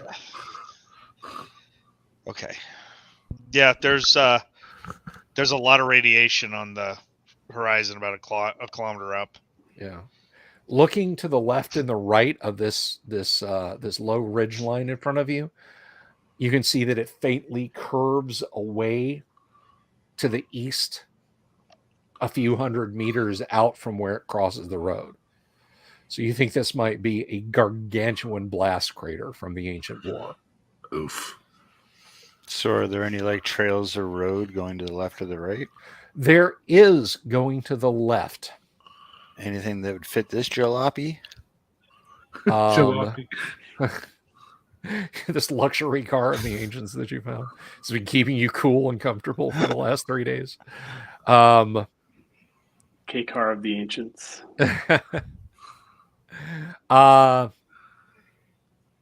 You might scrape going through. It's probably meant more for cart and beast of burden, but you think you can turn north. And in fact, the track to the north, it's on the other side of the barrier. But the barrier is damaged badly enough by the blast that you can fit the car through any number of gaps. It actually turns back to the northwest away from the blast, so it's not like it parallels it. Whoever built that road's not stupid. Seems our way is clear. I pointed out to Brent since he's driving. Yeah, we'll take it. Okay. Yeah, don't go straight. Not planning on it. Okay. Let's go see what's Jeez. inside that thing, guys. Yeah. Hey, look, pretty colors. It's warm. Out west, there's a place where they used to detonate nuclear weapons underground, and one of them, I'm not making this up, viewers or players, you can actually visit, you can actually tour, you can go and you can stand and you can look down in the depression in the ground, and they cheerily tell you on plaques how many rads you're getting standing there. Oh, nice. Why would you ever go there? Because awesome. My odds of getting cancer just weren't high enough. Did tours of Chernobyl up to, I guess, a couple of weeks ago. Yeah. Well, yeah, I would imagine they're not doing tours of Chernobyl at the moment. Unfortunately, some people may be touring Chernobyl right now. Yeah. Tour having a wholly different word. Yeah. Okay, so you've made the turn. Scrape the sides a little, getting through the gap. Not of the barrier. paint. Orland's not going to steal our car now. It's all scratched up. We never asked that guy his name. It was Mr. Z is what they called him. Zethan or something like that. All right. So, traveling onward.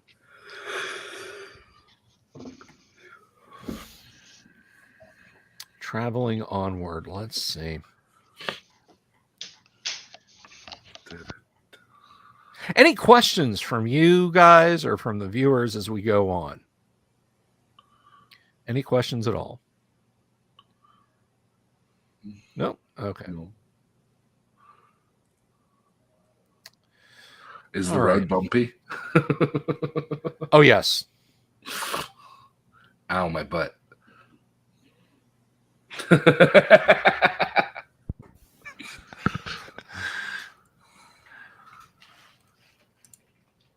Hope we can find good water, guys. Okay. Manny, Sir. let's see. Fishing. Something flies and slams into you, knocks you off the back of the vehicle. You're rolling on the ground, Nice. and preparing to coil around you is a winged worm with a fanged mouth. Did we just run into Alien? Right out of Tecumseh. Yeah, exactly. No, it can't be Tecumseh. I haven't spent 7 hours teaching you guys to speak Talsanoi or whatever it is. Solyani. Solyani, thank you. I don't care. I don't. Valued viewers, I don't care about Tecumseh. I just don't. I'm so sorry. So I guess I'm going to try to grapple it away while saying, ah! All right, you're doing that, but 3 others are slithering towards you. Ooh, it's a fight, guys. Did they notice that I just got railed off the back of the car? I don't know. The car. You know what? If you're in the back of the car, you feel it kind of. Right itself. Yeah, Rex is like, something has gone wrong. This is my best. If you're listening to this, Yang, I'm sorry. That's the best I got, man. I So thought you were trying to he do a Shatner unlimbers impression. his ray gun. These things are right there to melee. Let's go ahead and start with Brun. What are you doing? I'm driving. Maybe I should be stopping. Maybe I should be like stopping so that we can collect Oscar. Okay, Brun, you're I'm gonna hit the brakes and like spin around. Like maybe we can like save Oscar. okay. I'm just like Oscar, banging Brun's arm and pointing the back window. flying snake worms are upon you. What are you doing? Yeah, we got. They're gonna blights, try. by the way. That is Oh, what they're blights. called. Gonna try to slow down and pull around so Oscar can jump back on. And who's got weapons? I've got weapons. I Who got else has one, got too. weapons? Yeah, Right. fire. Okay. I don't know if I can fire and drive and be worth a damn. What is Barongo doing? Well, if he stops, I'm going to get out with my sword and my shield. All If he right. doesn't stop, I'll wait until he stops. Okay. That's all I got. And, Mo, what is Mo doing? I guess I'm getting ready to jump out as soon as he stops. Okay. I'm gonna radiationize this thing that's in my face. Okay. Let's go ahead then. Since Oscar is the one taking it on the chin right now from the Quite flying literally. worm, let's go ahead and have you roll initiative, Manny. That's a D6.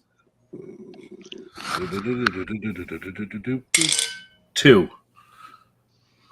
2. Okay. It will. Let's see.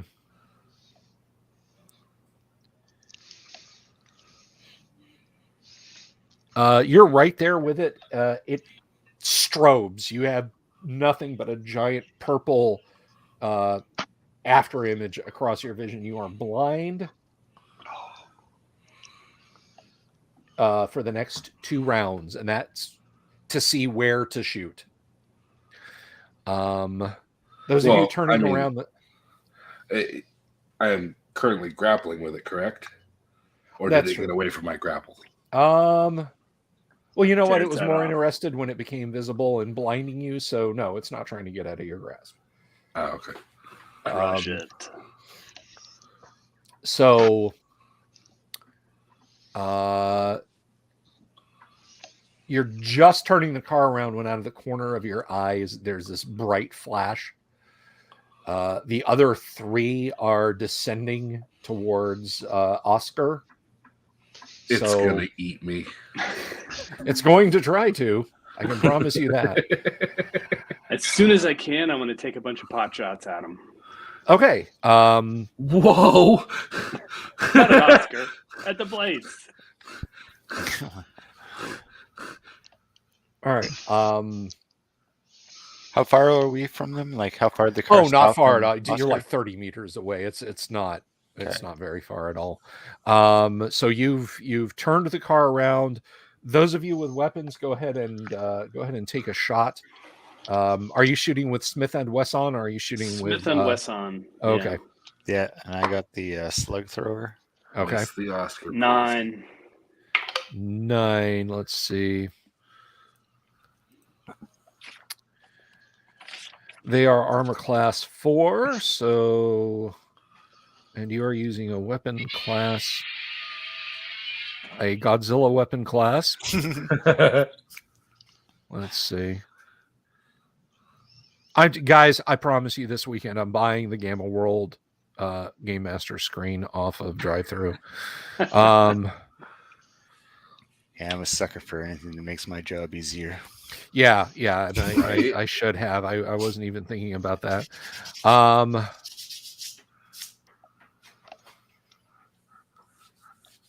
It is a blaster pistol or a laser pistol. It is armor class 4. You rolled a I rolled 9. a 9. You Mhm. rolled a 9. Go ahead and roll for the slug thrower while I'm doing this, please. 18. 18. That will absolutely hit. It's a weapon class 10. Weapon class 10, armor class 4. And you're just shooting at the one that's at Manny, right? Yeah, The slug thrower is 2d6. Yeah, 2d6. Go ahead and roll that. 6 Pom. altogether. Okay.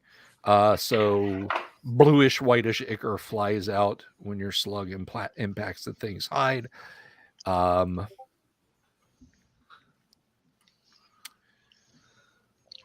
I love how Adobe shrinks pages down just at random when you scroll to different ones. Mm-hmm. I'm sorry, you had this page zoomed in 180% so you could read it, old man. It's back to 66% now.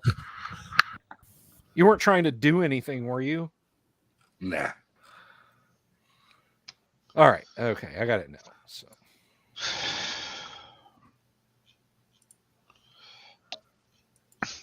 I think I got it now. Okay. Oh, by the way, Smith and Wesson did not connect, unfortunately. Figured. Yeah. My sincere apologies.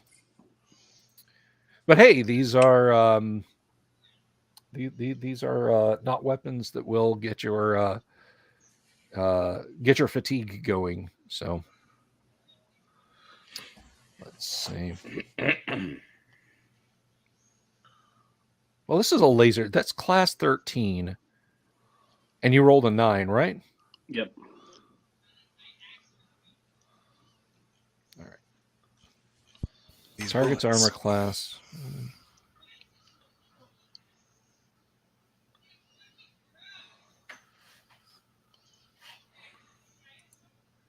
No, that may have actually hit now that I've said that it didn't.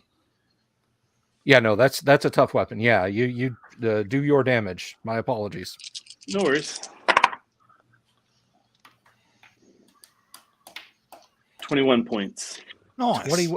Good lord. Okay, yeah, you slice a chunk out of it. You just play the beam back and forth across it when you pull the trigger, and you can't see what's happening, Oscar. But yeah, there's a stink of burning flesh, and this thing just screeches. I'm gonna feel myself to make sure it's not my flesh. All right. Sure you don't want to consult the Oracle? I can't. I'm blind. Oh, dang it. Okay. So the shots from your power armored buddy go wild. Please hold the vehicle steady. I must rescue our friend. The other 3 are turning and moving towards the car. So Oh boy. We've Yeah. aroused their suspicion. yes. Yes. All right. Top of the round. What is Mark Corey? Thank you for +1 Kirk. I appreciate it. Spock. Okay. What is Brun doing? Firing. Oscar, you'll be blind for one more round. This thing is right. You can feel it wrapping its coils around you. What is Mo doing? Shooting at the same one. I guess the one that's going for Oscar. Was it Mo that had the plum-sized objects? No, that's Brun. Brun does. Yeah. Okay, just asking, just curious. I've already said what I want to do this round, but maybe next round I should throw one of these plums at these guys. Okay. And how about Barongo? I only have melee weapons, so Okay. unless the car I throw him a stops, crossbow. There you go. Is there a crossbow in the car? Yeah, I had that one from the beginning. I have one. I have an extra crossbow. Well, you can grab a crossbow and take a shot. I have is- that. I guess that's what I'll try to do. It is weapon class 9. That's way better than my weapon class 1 or 3. A little bit. All right. What's my mod on this? To somebody earlier since I had the sling, but It's a 17. That is going to hit. Okay. What's the damage on this thing? Crossbow is, I want to say it's a D6. 1d4. Oh, okay. Yeah, bolt 1d4. Okay. Just like AD&D. That I should remember that. It's 2. Twang, thud. Okay. I think that ends up the round. Brun gonna shoot? Oh yeah, Brian, go ahead, shoot. Right either. Definitely missed with a 2. Okay. And I got a 16, I think that is. Guys, should I risk trying to figure out what one of these plums of the ancients does in the heat of battle? I got a 16. I have no idea what it does. The 16 will hit. Okay, so that's 2d6 for the Slugzor. I say go for it. That's 7. And is that still on the one that's fighting Oscar? Yeah, the one that I hit before.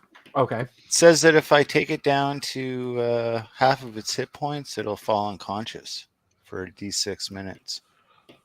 Really does it? Yes. That's a facet. I must have a different edition. I don't see that. All right. So let's see. Whoa.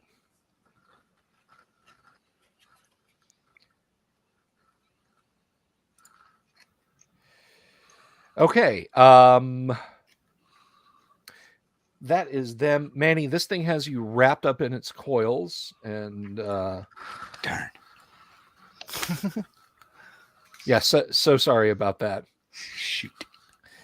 And I'm still blind for one more turn, correct? One more turn of Okay. combat. Bite it. I'm gonna squeal like a little girl. I didn't say like a Michael Jackson.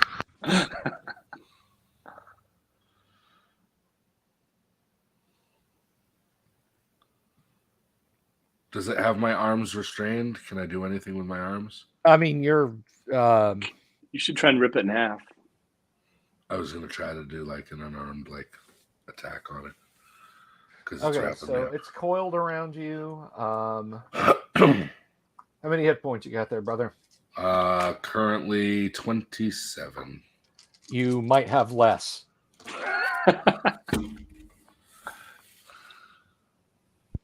Enough was the correct response.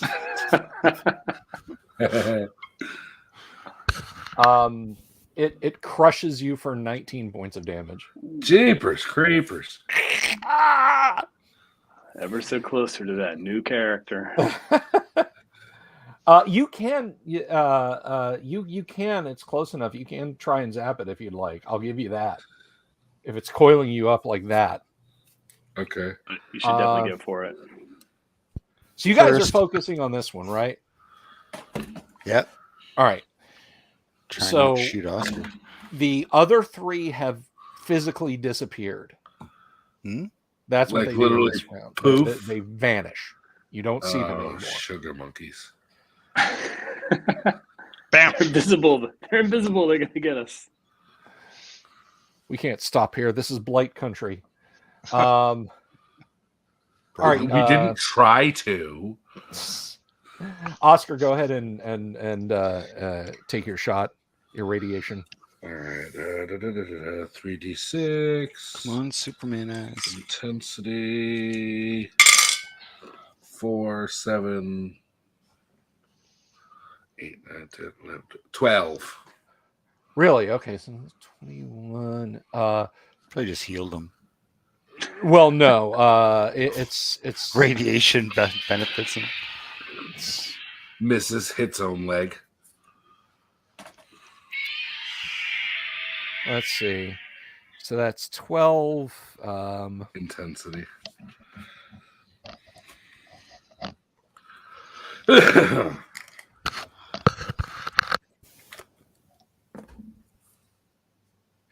Oh yeah, so it screeches and uncoils from you and falls to the ground dead. Nice. Can I scramble like towards the guys? You hear the vehicle rumbling. I'm going to say, yeah. You know, you can kind of. Your vision is starting to come back. Jurassic Park venom in the eyes. All right, so but there are. Oh yeah, that's not good at all. There are how many more? 3? There's 3 Yes, and they- invisibles. In the next round, Well, I'm not Braun, what aware are you they're doing? Are we all getting back in the vehicle to like take off, or are we gonna like try to like blow these guys up? I I guess don't know. I'm blind. I can't see him anyways. Yeah, I can see think we perfectly should- fine. I think we should get back into the wheels and hightail it out of here. What about Barongo? You see anything?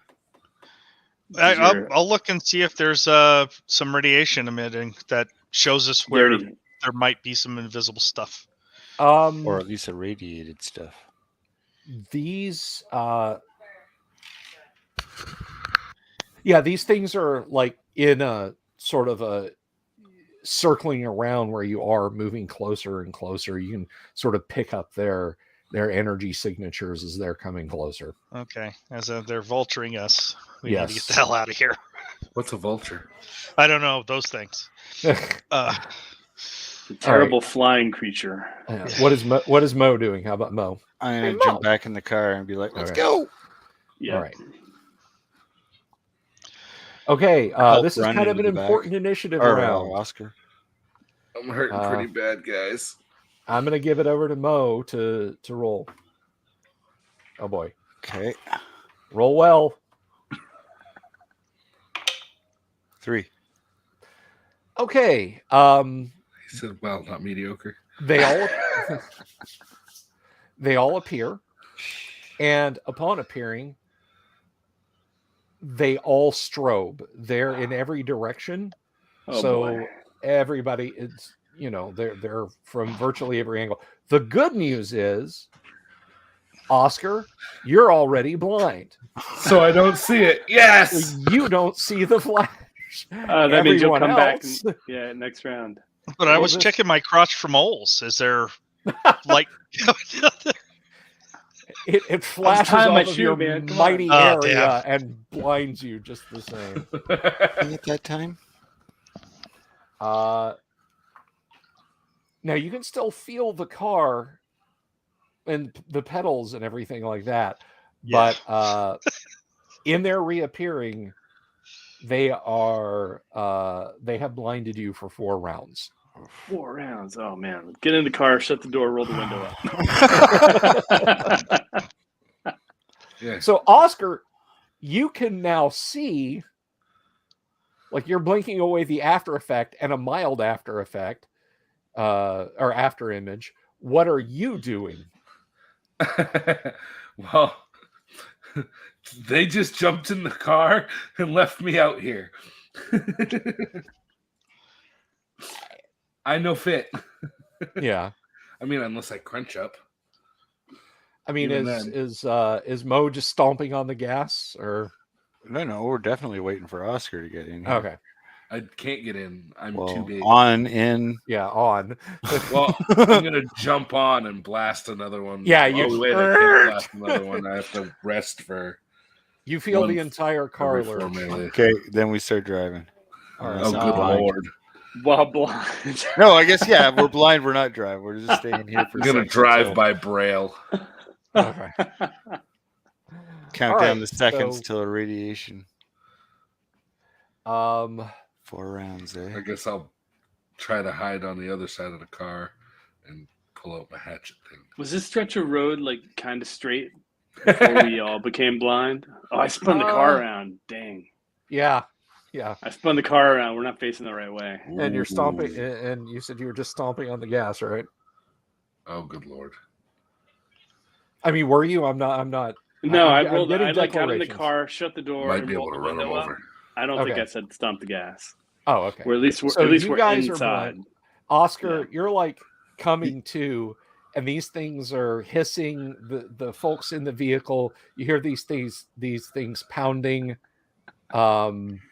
They're kind of ignoring you for the moment because you're lying there trying to not bleed to death. But they're definitely they're pounding on the car, and Zach in his powered armor there is saying, Ooh, hull integrity compromised. Raise shields. can I And use? then leans over and turns a handle, and the window goes up. Are there any trees around us or anything? No. No. Well, can I use telekinesis to take one and slam it into the other? Let's see.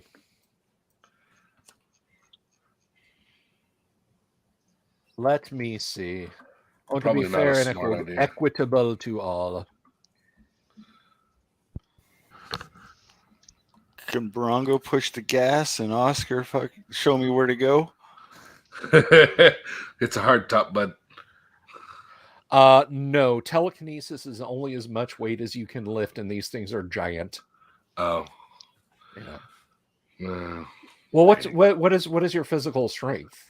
oh, 10. Yeah, no, sorry, not this. You can kind of push against it a little bit with your mind. There's no computer monitors around. Kind of a glass cannon, that Oscar. no, unfortunately, no computer monitors to throw at him. Let's. So, Oscar, you're just just draped across the back of the vehicle.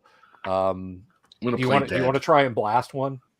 I have to wait for combat melee turns Okay. before I can use So it again. about the time everybody's vision gets back. Yeah. So going through the car.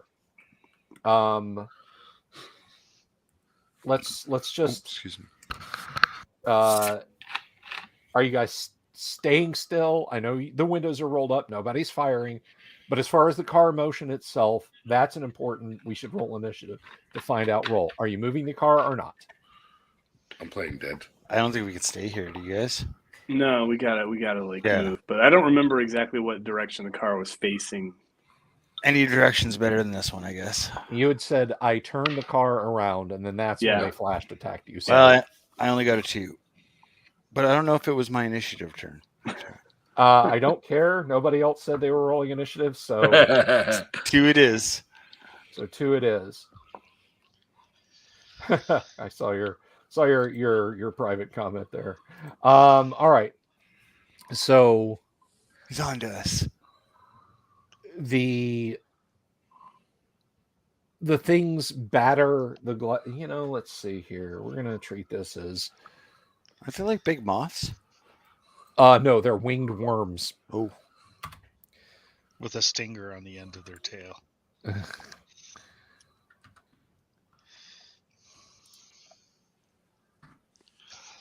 See, let me check that matrix. Ooh, poison strength. I wasn't gonna have them be poisonous, but somebody said with a stinger in their tail, so why not, right? We're doomed. Thanks. All right, no, they're not stinging you. Didn't you say you were immune to poison, Oscar? No, Oh. I can detect poison at the touch of the tongue. And he's healed by it. All right. So we go into the combat. I'm just gonna roll. I'm just gonna say these things are trying to batter the car. Oh, good lord! How completely ineffective! Like somebody slaps something, and you hear this rhythmic thump, thump, thump, thump, thump, thump, thump, Hey, thump. maybe I can roll down the window a little bit and just shoot the laser out of it. Well, you can't see because you're blind. Remember that. So you Right, can't I know. I can't see anything, but I can roll. If I hear it outside the window, I could roll it down a bit and then Okay. shoot out of it. Well, the Maybe. thump thump sound every time before the thump thump, there's kind of a squeak and a mechanical noise. So you think it's coming from inside the car, but whatever it is, it has stopped them from battering on the car. If you guys Oh, could that's see good. the D20 rolls or the lack thereof that I rolled for them, so they basically spend their round trying to beat their way into the windshield and were foiled by the windshield wipers. All right, Manny, you can see these things. What are you doing? You're on the ground like 10 meters away. What are you doing? Now you mentioned that they, when I stopped moving, they left me alone. Are they movement oriented?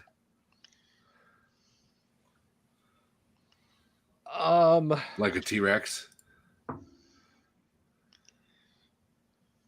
You think, yeah, maybe they might be.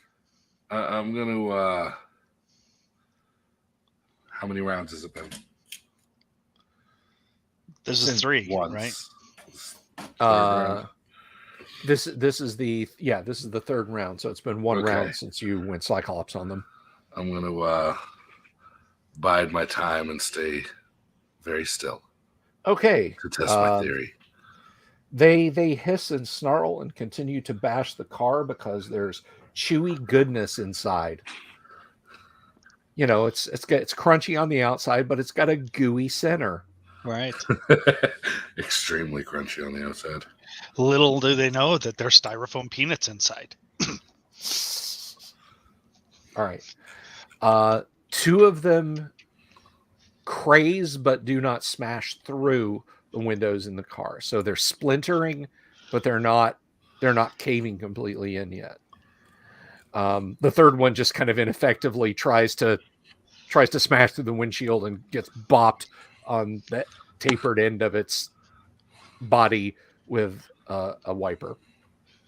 But the other two are coming in on the sides, and the windows splinter slightly as they're trying to get in. So that is 2 rounds. Anybody coming up with anything else, anything different to do in this coming third round?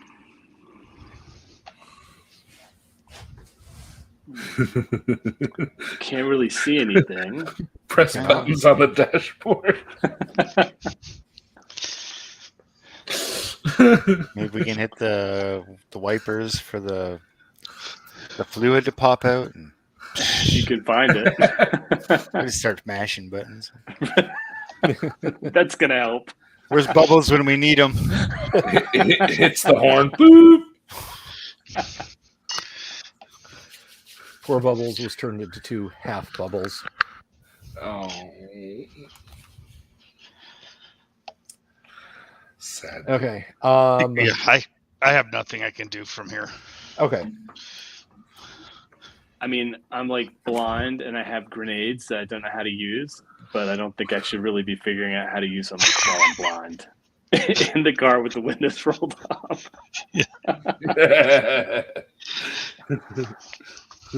Okay, so the left and right windows are now front windows are now smashed in. You can't I hear see what's movement. going on, If but I hear movement, I want to shoot out of it. if I can. Okay, you can go ahead and take a shot. I mean, they're basically acting first, so it's to your which side of the car are you on? Did I get in the driver's side? Then I would be on the left side. Okay, yeah, you're on the captain's side. So 13. 13. Smith and Wesson. Smith and Wesson. This is a very high class weapon, so yeah, that's actually going to hit.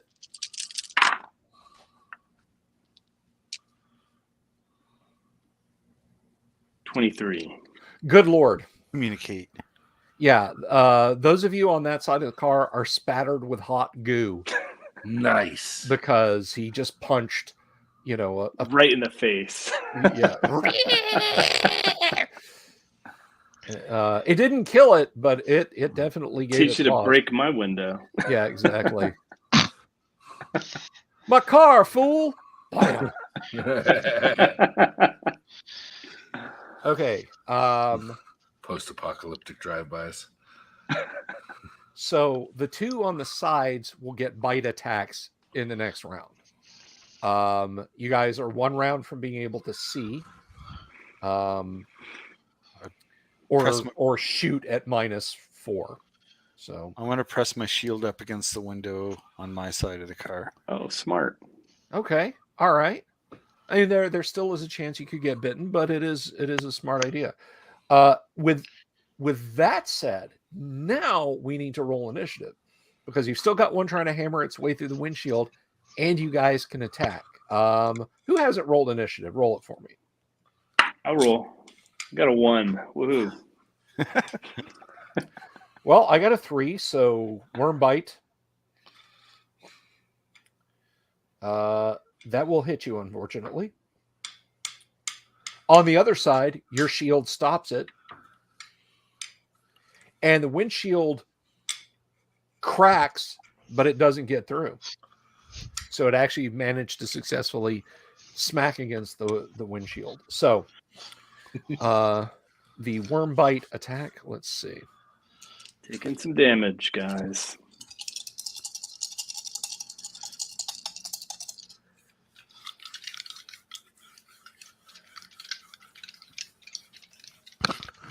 I'm prepping those radiated eyes. Let me know. I just think you guys could be in a village potentially full of sexy two-headed blue ladies. Death by snooze stew. All right. So it is a class 12. What is your armor class? 7. Okay, that would have hit you. So But he gets to add that +1 Kirk, right?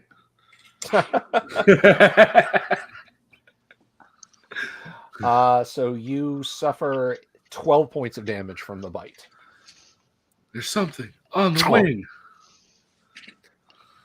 Hanging in there, guys. Okay. You can shoot back if you like. I'm definitely shooting back. Cause zap. 7. Talk to my little friend. 7-3. No, you.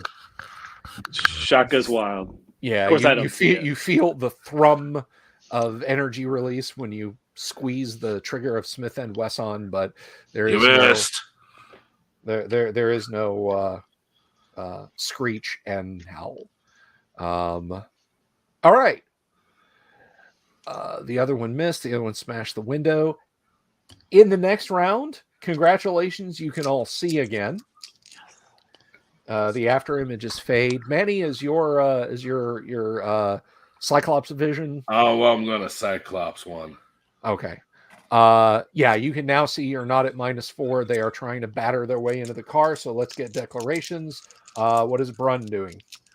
They're Are all you like going right to around. run one over? Sorry. Yeah. Can I run one over? Because I would like that. No, they're kind of Right. hovering. They're all like totally close on the car. Yes. Okay. I'm gonna have to shoot one in the face again. All right. Unless you want to use one of the orbs. when They're we're so here. close. If I used it, it could have possibly blow us all up. You don't know I mean, that. I don't know that, but I think it's kind of risky. I don't know. All right. Oh no, we lost. We lost oh. somebody. We He lost. fell into the void. Bronco. You know what? I see Yeah. him. Come back, Bronco. There you are. We lost you for Bam. a second, buddy. All right. Damn Fell it. into Well, I the got void. I rolled a 7, but no penalty. But I don't know if that hits. Probably not. 7. That's like a class 14 weapon, so you may still have hit. Please.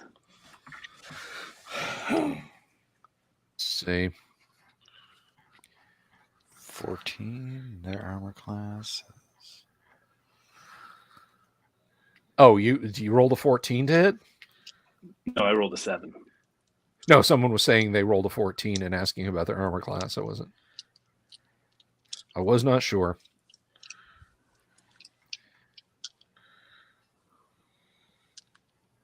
Oh, come on. Where? I made sure I knew what page that was. Ah, there we go. Okay, so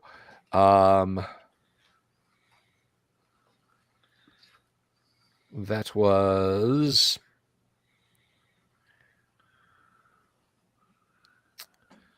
14 or 7, and it's 4. Weapon class. No, that will miss, unfortunately. You still got some purple spots in your eyes that are fading away. Over on the other side of the car, what are you doing? I'm going to shoot around my shield if there's one on the other side of it. Oh, yeah, there's one on the other side of it. Okay. Blights for all. Ooh, that's a 5 to hit. That will not. And Manny. Got to All keep track right. of these bullets. We got a grand to 6. 16. Good on God. Intensity. Okay. 16. Yeah, so.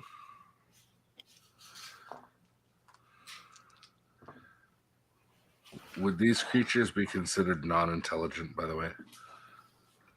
Yes, they would be considered non-intelligent. Okay. One of them literally sizzles and burns under your gaze.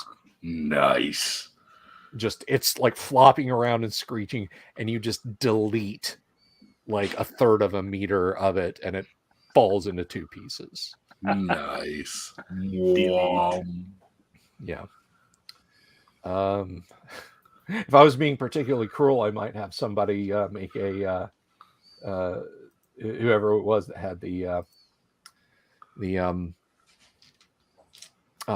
ultra vision make a save versus flash attack, but I ain't like that. So all right, so that one's down. I'm blind right now anyway. I can't see anything.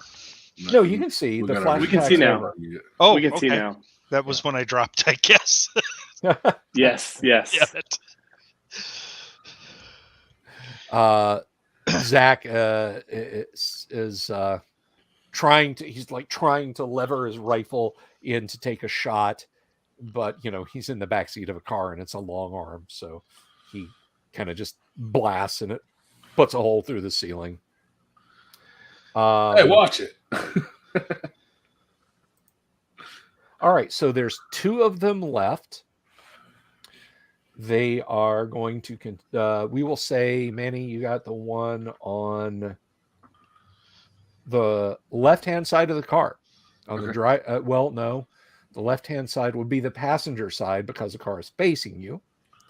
True. Or did you want to get the one that well, tell me which one, because there's one trying to bash its way into the windshield, and then there's one on either side. What one did you prefer to attack? Probably the one that's most likely to get in without the shield on it, which would be the driver's side. Okay. All right. So that is sufficient. You give it instant permacancer and it dies. Nice. So they already did their attacks. You guys did your attacks. New round, declarations. Brun, what are you doing? I'm gonna shoot another one. Alrighty. How about Oscar? I'm going to try to use empathy on one to force feelings onto it. Okay. I feel hungry. What is Barongo doing? Crossbow and bolts and All right, snakes and cars. and Mo. Well, since we're not driving away, I'm shooting it. Okay. There's just one left, eh? There's two. No, left. there's Two two. still? Two. There's two. We're Roll taking initiative. these guys out. Roll initiative, please. Uh, I got a 6. there you go. Nice. Party Neat. goes first. Mental attacks go first. You're trying to force it to be empathetic. Let's be friends. Feel sorry I for love me. you. You love me. Yeah, I can sense feelings and force feelings on non-intelligent. Question So is, you're- what kind you're of trying feelings to- you gonna force on it? You're trying to force it to be nice, right?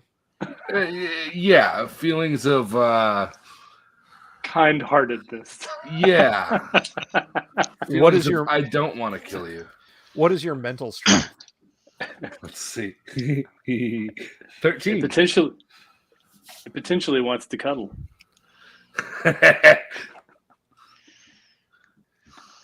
Okay, That's the one trying to get in the windshield, by the way. roll it. Just roll a d20. Okay. We'll go with Guessing the orange Oscar D20. likes Little Spoon. 19. Sounds good. Yeah, it just kind of coils up and drifts back away from the car.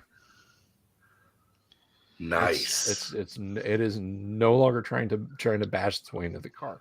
I think I'm I gonna made a shoot the other friend. one. Okay, roll it. I rolled a 1. I've rolled terrible today. Pew! Anybody else? I missed. I'm going to shoot it as well. Which side of the car is it on? That one is on the passenger Passenger side. side. Yeah, Okay, right side. that's- I The think- drinker side. It's on the Right drinker outside side. my window. The drinker side. Yeah, the captain side and the drinker side. Okay. I which side am I on? I'm in the back seat. You're in the somewhere. back seat, yeah. You're in the back seat. I'm by I- myself in the back seat. Okay. Then I'll try to shoot it. You've got the piercing human and power armor with you too, That's Oh. right. and the raccoon who is currently terrified Okay. and curled Then up on the I- floor. Rolled Yeah, up in the fetal position on the floor. If it's on the wrong side of the car, I don't think I'm going to have any chance of really hitting anything, right? Who's still sleeping? That is Could roll a die. It's 50-50. I don't want to shoot my own people. So No. if James Ward was here, yes. Of course I shoot the arrow. We'd already be dead. If James were here, we'd already be dead. Yeah, Jim would scold me for being such a soft touch with you guys right now. Soft touch. Well, Kirk, I'm sorry, Kirk. Zach is not so not so restrained in his in his use of firearms in a small enclosed space. You hear a thump as his automatic grenade launcher opens up. Just kidding. It's the one window that's not shattered. James back into the back seat. Bounce. All right. So he blasts the thing. I need more D6s. I got some. Yeah, I got a Thanks, bunch. Manny. You want to drive over here to Longwood and bring them with you? I could be there in a half an hour. Someone had a Mark 19 and didn't invite me. Mark 19. Yes, the Mark 19 40 millimeter automatic grenade launcher. See that guy over there? Oh. Screw him and everyone around him. Right. These are Um, labeled to whom may be concerned. Yes. And neighbors. All right. Or current resident. I mean, if you're firing HEDP out of that thing, unless your target is in like an actual tank, Their host. nope. It is one of the best weapons the U.S. Army has. Okay, he fries a chunk off of the one that's still beating its way into the car.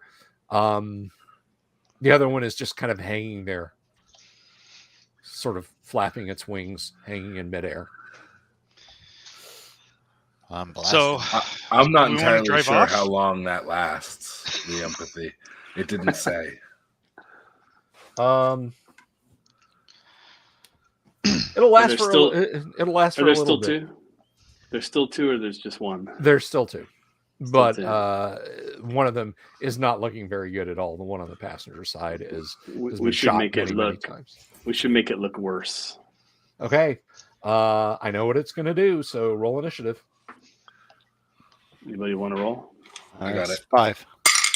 Oh, yeah, we'll Nice. go with that All right. 5. Go ahead. Brun's gonna shoot it. All right. 19. nice. That's going to hit. Barring like a bare minimum roll, you will probably kill it. 17 points. That was not a bare minimum roll. You hit something I vital. want to enjoy it. It vomits up a blue-black fluid, which sprays all over the side of the car. Some gets in on you. It Hey, stinks. look, guys, I'm an artist. Jackson Pollock. it falls on the ground and it's flopping and screeching Ooh, and Picasso. it dies noisily and messily. The other one is kind of, you're not sure if it has a head or if it has eyes or whatever, but it's just kind of back and forth and back and forth. What are you guys doing now? There's nothing left for us here. No. Just drive away, leaving the other one. Just Let's flying just there, drive like, away. okay, cool beans, man. See you All guys right. later. Ace. Get on the car. Yeah, I guess we should keep going the way we were going.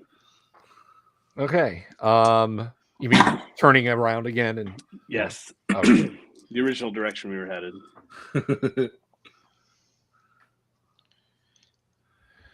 Okay. The rest of the day passes uneventfully, which is probably lucky for you guys. And I was serious about resting in the car. Yeah, those of you let's who do rest. rest in the car gain a hit point back. Nice. Cannot rest in the car. Unless everybody gets out and lets you lie down and sleep in it. No. Exactly. Nope. Yeah, but he's messed up, right? I mean, Oh, he's I in a- am messed He's up. in a bad way. Yeah. Of course, 1 hit Oh. point, not so much use. No, not very much at all. We need to find meds. All right. Try to wrap him up I with was advantages debating we whether I got, was going to yes. use de-evolution or empathy on that thing. De-evolution. God, why is it worse? Yeah, very well.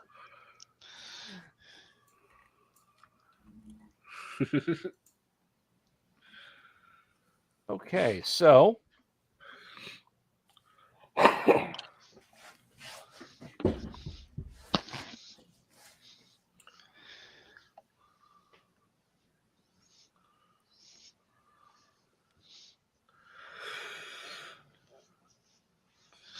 you guys are driving along and Toot, toot.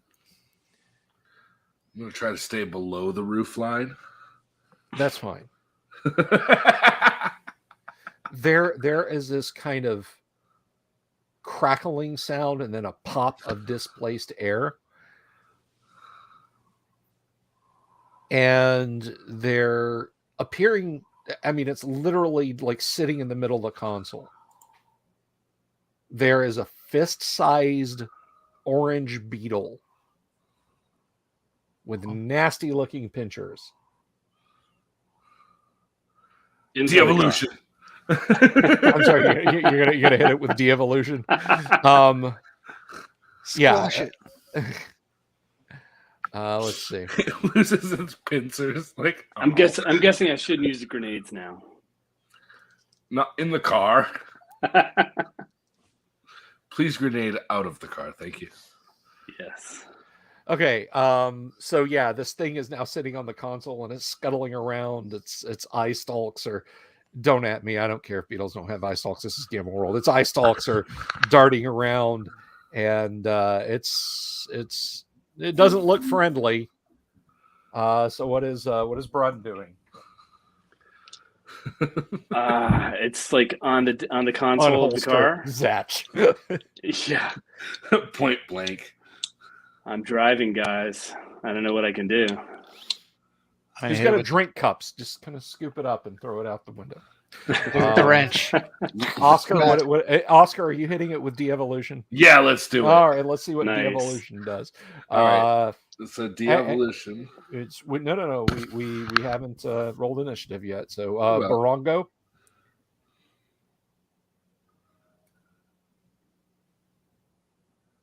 You're muted. What are you doing? It's a 3. Oh, I thought you wanted my initiative. Well, that's fine for initiative. Okay. But what is your action? I'm gonna put my shield up. It's Okay. between the seats. When you say it's on console- the console. It's yeah, you know. Okay. Yeah, I'm gonna put my shield up in case it emits something or squirts something or. Okay. And what is Mo doing? Well, since I'm sitting in the front, can I squish it with my shield? You can certainly try. So you guys rolled a 3 for initiative. Yes. All right. Well, you guys go first. Whoever's taking oh no, de-evolution, de-evolve it, Manny. Let's see what happens when you de-evolve it. It strips mutated ability permanently. Okay. Give me your mental. It's a 13. Do I roll d20? Yes. That's a 16. Okay.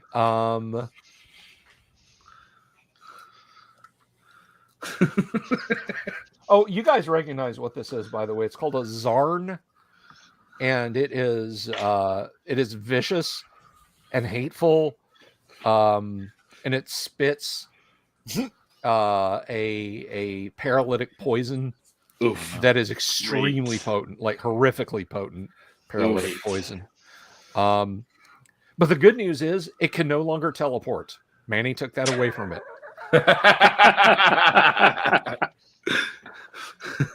Great. It Well, can it's no good that we longer got retreat shields to up. safety when it realizes that it's outnumbered. All right, shield bash, roll it. All right. That's a 19. A 19, that will hit. And a shield bash would be, what would you say? I got Let's treat it like a club, but throw in dice equal to what is your strength? What is your physical strength? my physical strength's a 10. And it says it what? A club's a weapon class 2 d6. Yeah. So yeah, add 10 points of damage onto that. Just because it's so broad and the thing is so small. that would be 14. Oh yeah, you swat it with the shield, and it's still twitching, but it's kind of like, you know, when you step on a roach, but it's still like twitching and dragging itself on the floor. That's kind of what you got going. Just flick it off the dash. All right. Anybody else attacking it? Zach will try and kill it. You know what? I forget. Zach has the energy knife, the vibro blade. So That's he right. lunges forward. Must stop mutant insect before it kills crew. Wait. Has anyone here ever seen Young Frankenstein? This is relevant. Long time ago. You know the course. scene there when No, he's I screaming actually at have his- the vibroblade. Oh, you have the damn it. I do. All right. I thought it. My apologies. I I honestly had to thought take it a was- gander, but it's in my weapons list. Yep. Okay. All right. My apologies. So forget Okay. my Young Frankenstein, you know, because I rolled a 1 for his attack. And I was going to say he just stabs it right into his leg. Oh, I think I missed, guys. No, actually, he just Zach just leans forward and grabs it, and there's zzz, pop. Nice. Are there any wet naps in the dashboard? what's a wet nap? I'm not completely sure. have only vague memories of ancient world. Hibernation, sickness affecting judgment. That's a +2, Kirk, sir. All right. So yeah, Zach just kind of leans down and is sort of wiping his big metal On the floor mat. gauntlet. Yeah, on the floor mat. How disgusting! My apologies. All right. The floor mat or the bug? He doesn't know what's back there. He There's did- been he did. chocolate milk in this back seat since it was abandoned. Yeah. Exactly. Okay. So you ride on for, we'll say, another couple of days. And there is, you've gotten away from the radiation, but it's like you're going northwest, but you're still very far east from where you departed. So it's not like you're just driving in a big circle. You're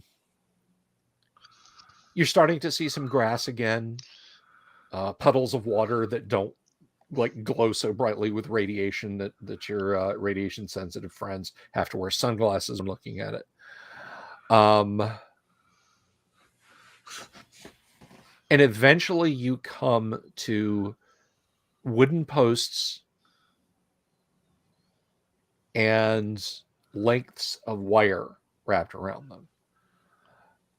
On this side of the wooden, on this side of the fence, there's another very nicely lettered sign that says, it says, Old Hope. good with, no, yeah, Old Hope. No, it's Good water. good water. Thank you. It's Goodwater Field Perimeter 3A. Please tread carefully. It's a minefield. Well, no, there are stalks of wheat here. Oh, I see. I see. Bread We're basket. still on a road, right? Like a track.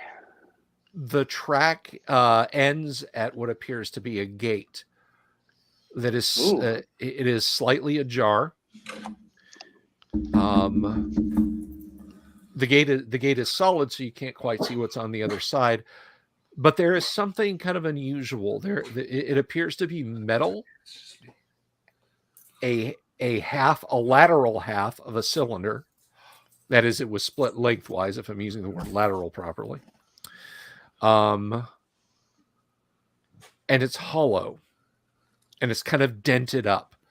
There's sort of a furrow that it's made, like it was pushed here or something. Where is it in relation to the gate, which is ajar? It's just lying off to the right.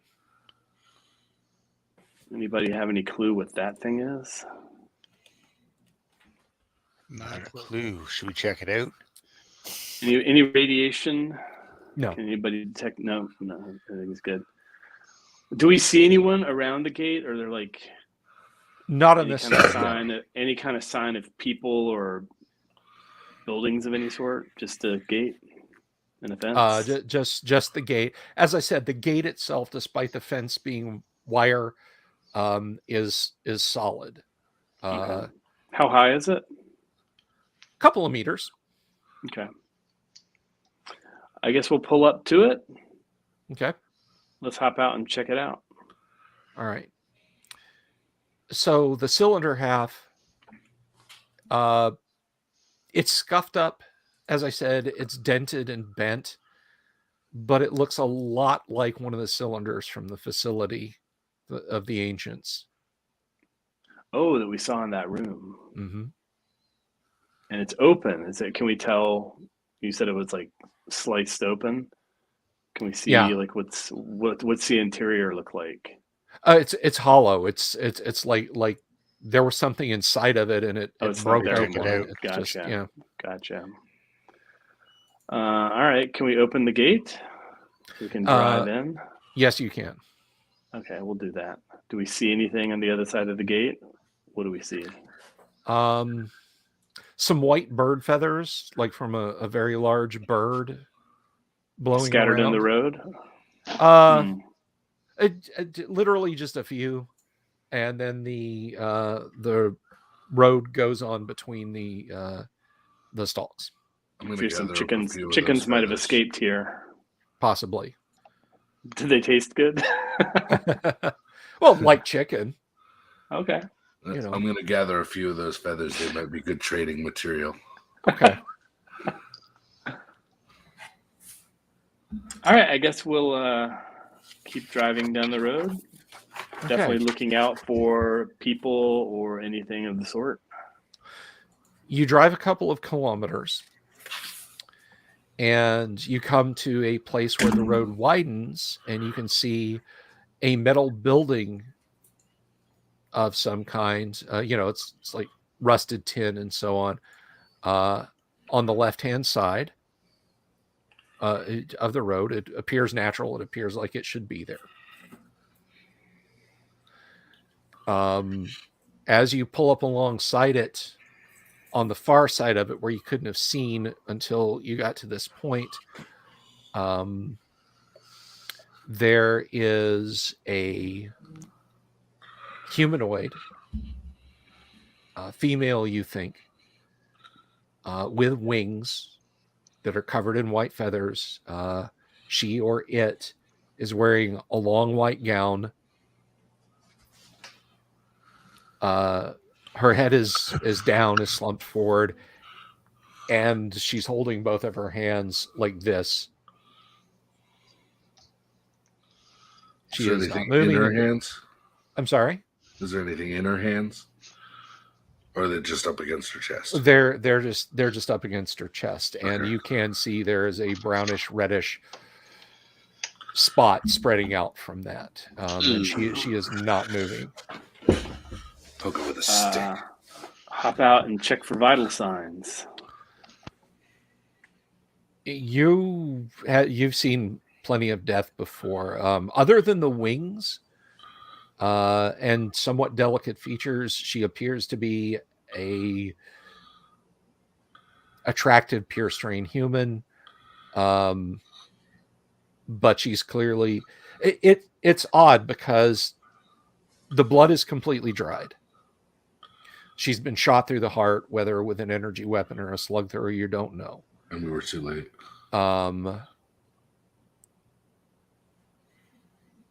But despite that, her body doesn't seem to have putrefied.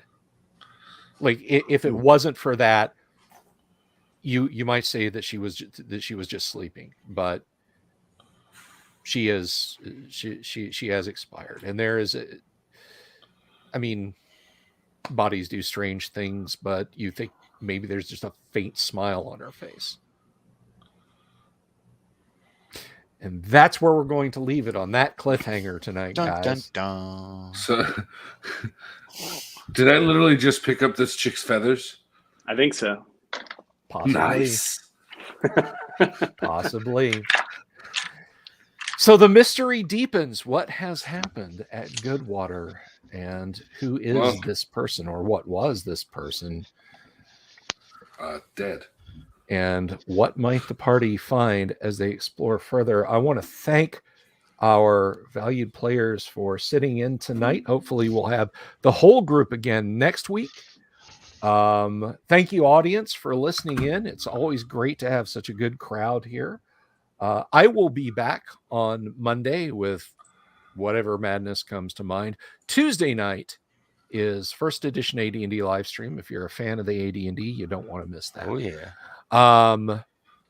Now on Wednesday evening, we will have Servant of Shiloh will be in the house. RPG Elite Servant of Shiloh will be here. We'll be talking to him. And Thursday, original Dungeons and Dragons artist and RPG pioneer Tracy Lesh will be here. And then we'll get right back around to Friday, and this cliffhanger will be explored further. But until then, guys, thank you to my players. Thank you to my audience. Everybody have an absolutely great evening and a wonderful weekend. And we'll see you all next time. Peace out. All right, all. Peace.